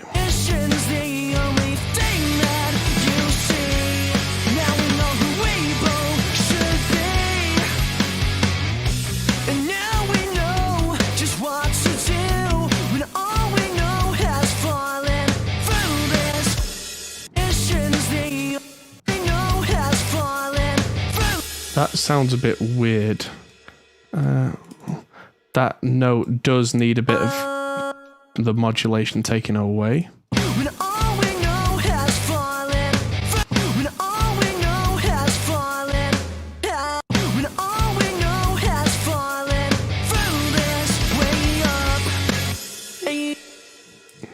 Yeah.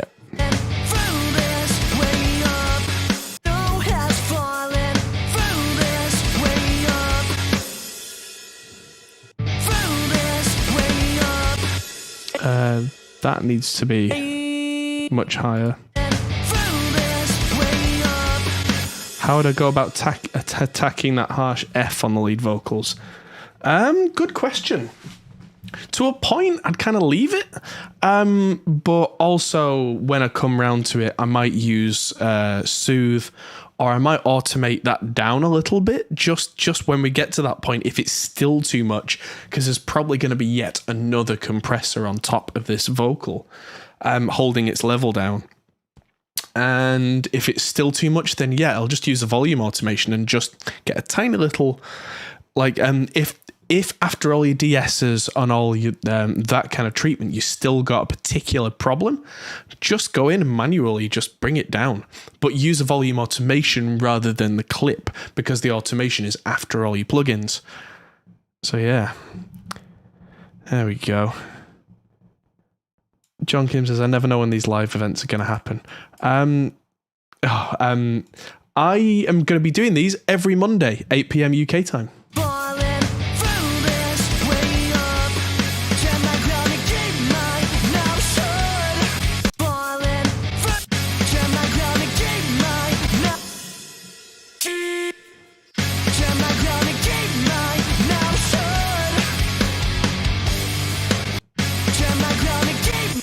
That sounds like a C sharp. So this is one of those things where it's detected that as a D, but it goes too far. So I need to use the pitch. And yeah, I know I should be using Retune, but Melodyne is so much better, let's be honest. And giant shout out to the Reaper developers that they've implemented ARA, which means there's no more transferring of files into Melodyne. It just is there. And that means that, because I used to use Melodyne back on Melodyne like 1.3 when you had to transfer every little bit and make sure it was all saved in a special folder, because if you lost it, tough. Ugh.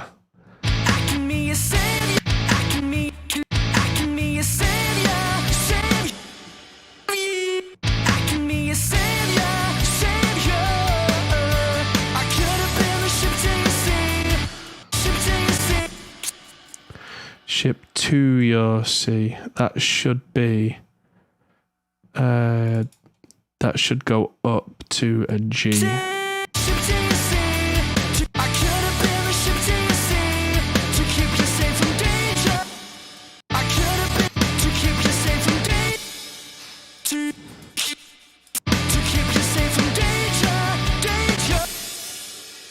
What sort of slide is that? Let's keep.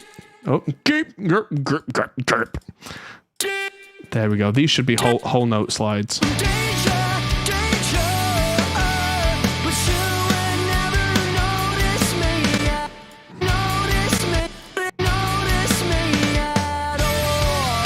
There we go. Something that you've got to know about Melodyne is even the most perfect singer, if you're using a little bit of Melodyne with the pitch detection, if you're a certain, like, half a semitone out, sometimes Melodyne will get the wrong idea, even if that's artistically right. Rob says, I thought Retune was a tuner, not an auto-tuner / pitch correction. Well, let me show you something. So Retune, let's give it an honourable mention. On the normal tab, it's a guitar tuner, but on this correction tab, that's now auto-tune. I can tick automatic pitch correction, give it a key. That's now auto-tune. Or I can go to the manual correction tab, and I can do exactly what Miami was talking about, which is perfectly add these little pitch correction bits in. I've always had much better success with Melodyne, but it's there if you want to play with it. I'll be down and you'll say I will be free. Never said that I will be free. I can be a savior, savior. I could have been a ship to your sea to keep you safe from danger, danger. But you would never notice me at all. At all. You would never notice me. You would never notice me. You would never notice me at all. So take away this time today. Just you know. Oh, that sounded rushed. Take away this time today. Just Here's another thing about ARA is that I can do that I couldn't do before. If I slide this little bit of audio later, that just updates in Melodyne without having to retransfer. time today. Yeah, Retune is great for people who don't have the money for the Melodyne extra, because Melodyne is extra. Honestly, I never really got into it, but then I was using Melodyne before I moved to Reaper, and God, that was over a decade ago now, so it's just one of those things that I've never looked too closely at, because for me, this has always been the home for me. Could a mix engineer use Melodyne if they're not a musician, or be a mix engineer, period? Now, there's a good question. Could you be a mix engineer without being a musician? Yes. Can you be a good mix engineer? There are examples, I'm sure of it, but I think, especially as a studio engineer, not a live engineer, as a studio engineer, you need to have some musical inclination to really dive into what the musicians are thinking and almost think it before they think it and interpret what they are trying to achieve. If you've been there and done what they're trying to do, even if they're technically better musicians than you, if you speak the language, then I think that is one of the key parts to being a good engineer. yeah, one of the big roles of being a mix engineer is the translation of the musical into the technical and back out without losing the soul.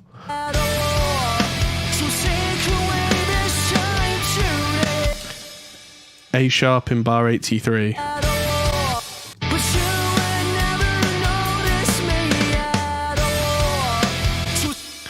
Yeah, that's just a slide down.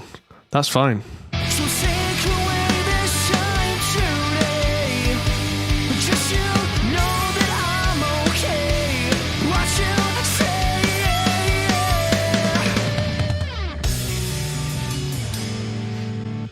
David in chat, the Twitch stream issues, I don't know. I mean, I've been away for a week, so I've not had a chance to do any fixings of any kind.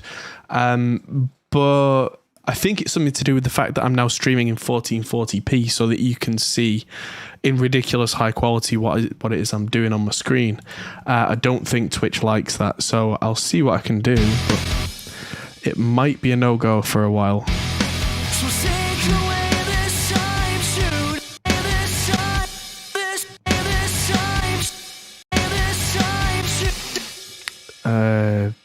That doesn't sound right, and that doesn't sound right either.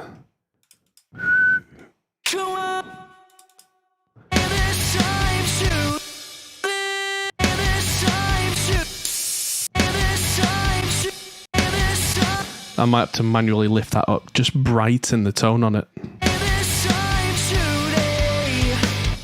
Who's on the vocals? That is Tom from the band Maisetto, who are no longer a band, but the group Young, Y-O-U-N-G, who have played in several arenas and are pretty big.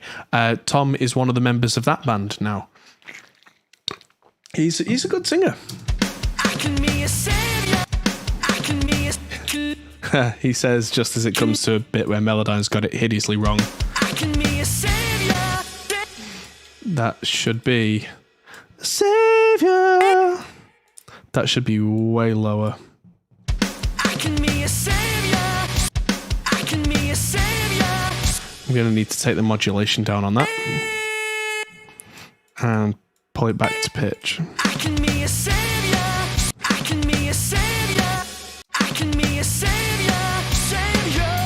Whoa, that's misbehaved. Let's split that note.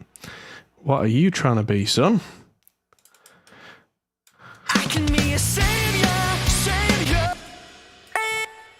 I can be a savior, savior. I can be a savior, savior. There's a bit of weirdness from Melodyne going on there. I'll try and smooth that out. Somewhere in between. There we go. There is a bit of artistry sometimes to getting the notes to sound right.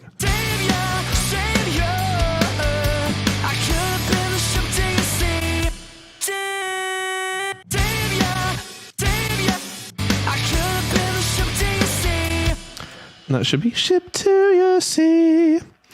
Yeah, musicians who are not necessarily musically invested in the band make good mixes. Yeah, it's an objective viewpoint.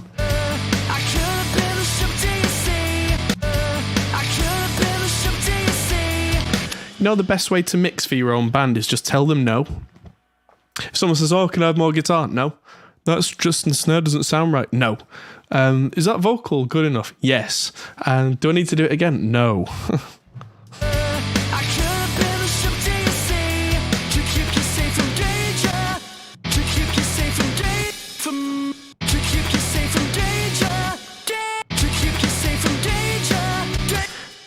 That should be two notes, so it goes. Sorry.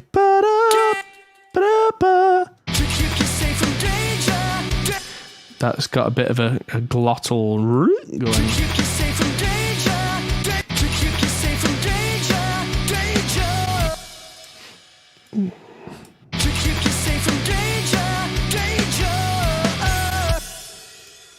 Why does that sound so flat?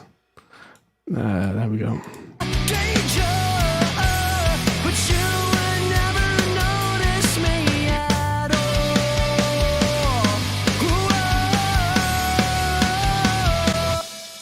that should be ba da ba ba ba ba ba ba ba ba.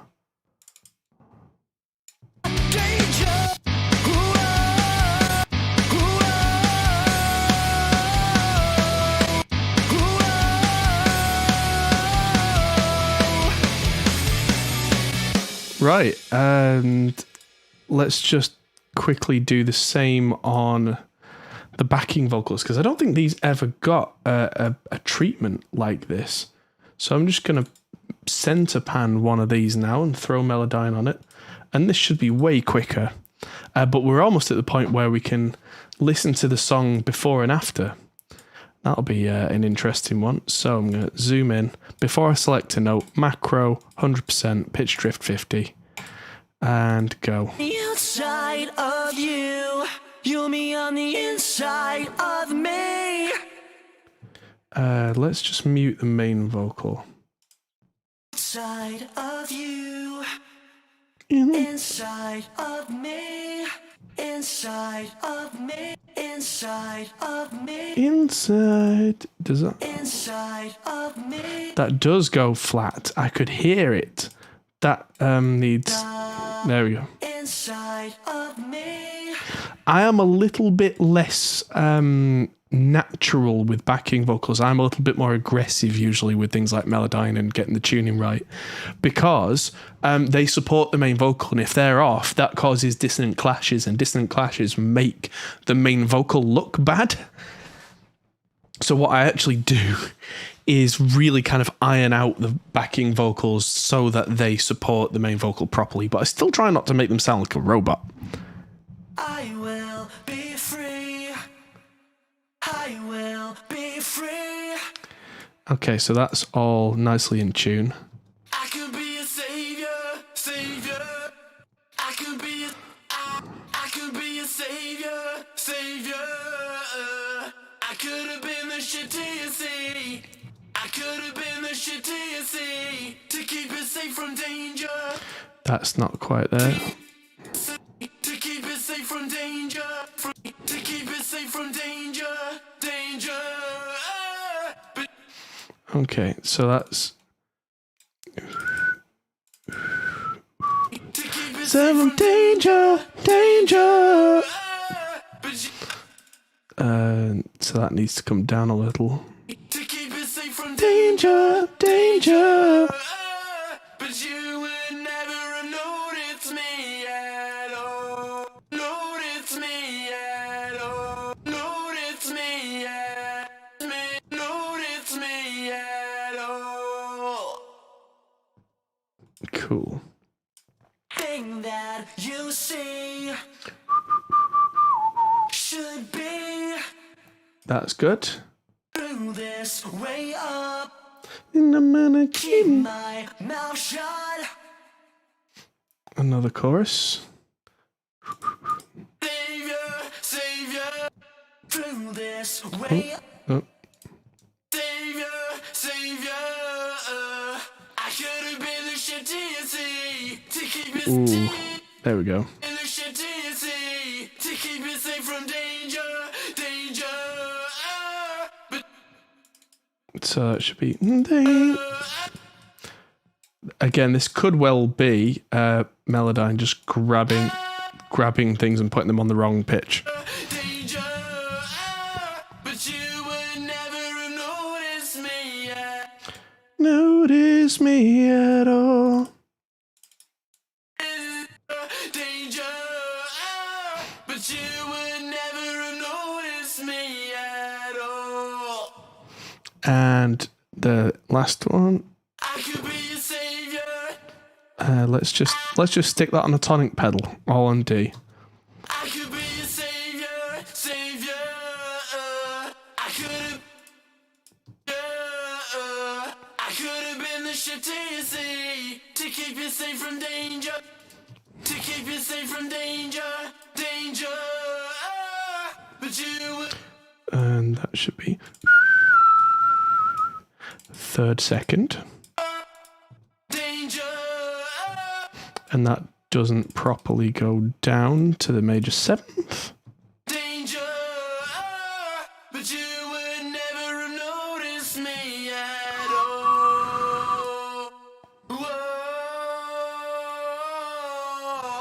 And that doesn't go up to the second, which makes it sound limp.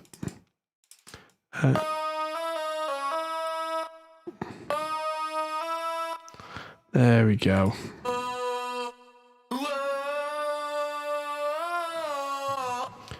No. You should be there. There we go. Lovely. That's in. So let's give that a nice hard pan now. And solo the other one, get Melodyne on the other side. You'll have noticed it sounded kind of like he was almost a bit lispy here, and that's because the copy of Soothe that I've got on the backing vocals is being really aggressive so that the S's are just stripped out. And that's very much on purpose. That means that any sibilance on the main vocal takes priority and takes the lead for kind of timing on the S's. So even if there is a slight timing discrepancy, the S from the main vocal carries it and gives it, this is our timing, and the others don't fight it. Child of you. Right, so that's all good. Child of you. Child Child of me. I will be free. I will be free. Close enough. I could be a savior. Let's get to pitching. I could be a savior. I could be a savior. Savior. I could have been the ship to your sea to keep you safe from danger. Danger. But you would never have noticed me at all. Interesting that even though that doesn't look like it's gone down in pitch, it certainly sounds like it, so I'm going to leave it alone. Thing that you see should be through this way up, through this way up. That should be a D and a C sharp. Way, through this way, through this way, through this way up. Keep my mouth shut. Yeah, nice. Savior, savior. That needs to go back up. Savior, savior. I could. Bam, bam, bam. Savior, savior. I could have been the ship to your sea to keep you safe from danger, danger. But danger. It's so close. Come on. Danger. But you would never have noticed me at all. So take it up at the duty. I could be a savior, savior, savior. Ooh. So that should be ba-dam, ba, ba, split, split, split. So that should go 787. Savior. Like that. I could have been the shit to you see. I could have been the shit to you. This just needs modulation mangling out of it. I could have been the shit to you see to keep you safe from danger, danger. But you would not. And that should be better.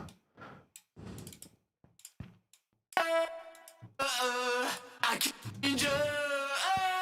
But you would never notice me. That needs steadying. Never notice me at all. Whoa.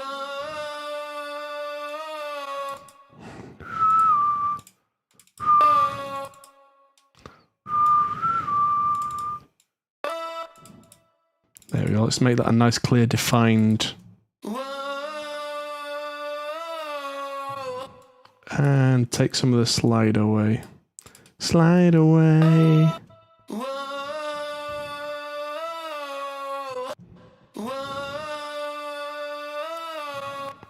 Whoa. Right. I'll just cut it there on the beat.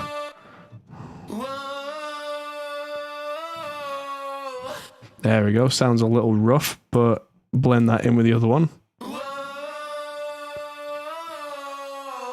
And blend it with the main vocal. Oh, yes. Right. Save. Now, let's listen to the song from the start and see how much tighter this feels than before.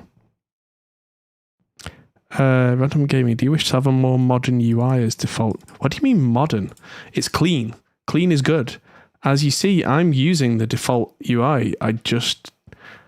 This works for me because it's clean. I don't need something that looks like it's got a ton of makeup on it.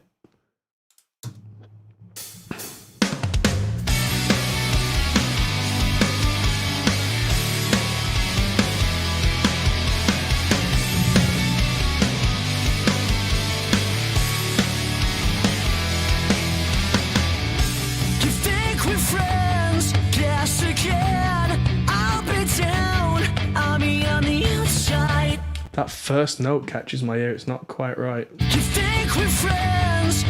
Oh, the third friend. You think we're friends? You think we're friends? That needs to go up a little bit. It just needs lifting. You think we're friends? You think we're friends? Yes, again. There we go. So it slides around. We're friends, guess again. I'll be down, I'll be on the inside of you. You'll be on the inside of me. Before you know, clocks will turn.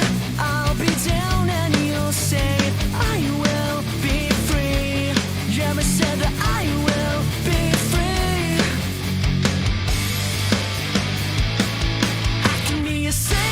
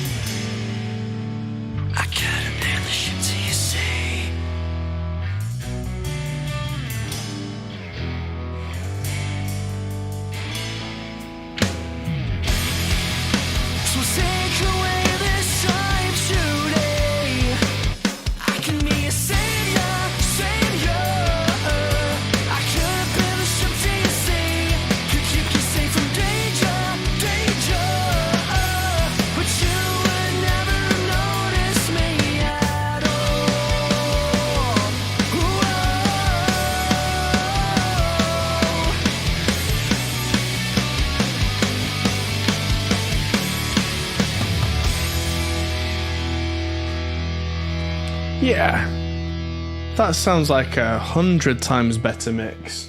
And we've not changed the mix. Everything is just tighter, in tune, locked in, and it just feels good. So Positively Ghastly says, what's the vocal chain at the moment? So it goes through. It wasn't using the Slate ML1 because that didn't exist at the time, but I've used the Blackbird 47 emulation there into the London circuit with some saturation, hitting the distressor pretty hard, taking a little bit of low mids out with an EVQ. Then we're hitting the decapitator, which is really driving it quite hard, and in isolation sounds too distorted. You think we're friends? Guess again. I'll be down. I'll be on the outside of you. You'll be on the inside of me. Oh, I picked the wrong one. There we go. Before you know, clocks will turn. I'll be down and you'll say... Yeah, so that sounds too distorted, but then that goes into an LA2A compressor, which then goes into the API EQ, which is taking quite a bit of low end out and really cranking 20k, so super high, which doesn't sound like it should make a difference, but it does. And then Soothe is just catching any super high peaks instead of a de-esser. You think we're friends? Guess again. I'll be down. I'll be on the outside of... And the vocals are all then going through an SSL bus compressor just to keep them together when they're all hammering. Me on the outside of you. You'll be on the inside of me. Before you know, clocks will turn. I'll be down and you'll say, I will be free. Yeah, I said that I will be free. I can be a savior, savior. I could have been a ship to your sea to keep you safe from danger, danger. But you would never notice me at all.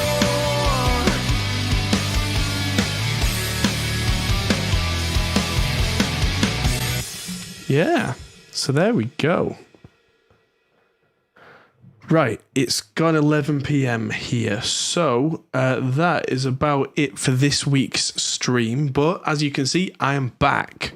So tomorrow I'm going to be releasing a new video, the review finally for the Rev Generator 120 Mark III that is up there. Then on Thursday is our podcast is back. Then next week I've got a video about 500 series, and this stream will return Monday 8 p.m, not 9 p.m, next week, back to normal time. So we're going to be doing this hopefully every week for the foreseeable future. There's a whole album to get through, so the next stream we're going to see if we can finish the mix for this and really polish it up, get some automation going, really kind of make everything sound big and beefy and beefy-jeefy. And yes, then start moving on with the next song, because there's a whole album to get through. And if we do 2.5 to 3 hours every week, that's going to take a long time. But it means that I can fit this into my schedule. You guys can watch, and I'm not going to die like I would if I did 12-hour streams. So yeah, join the Discord. We have a Discord. The mods are going to drop a link in the chat. Support us on Patreon if you think that's something you can do, because it really helps us. Thanks to Al in chat for the donation there. That's always massively appreciated. Yes, I'll just say slight tweaking on the mix will happen when I get my new replacement VSX headphones, because right now I'm working kind of on the backup system. In fact, I may even do some mix moves at the studio when I get a chance at Studio A. Yeah, we'll see. Might do an impromptu extra stream. No promises there, but I'll see what I can do. And yeah. Thank you, everybody, for watching. Hit the like button before you go. Subscribe if you haven't seen us before. And I'll see you all in the next stream. Thanks, and I'll see you later. Hey, everyone. That might be the end of the video, but if you fancy carrying on this conversation, we have a Discord server. Link is in the description. We're also on Patreon, which is something you can really help us with. We also are on Facebook, Instagram, and Twitter at Hot Pole Studios.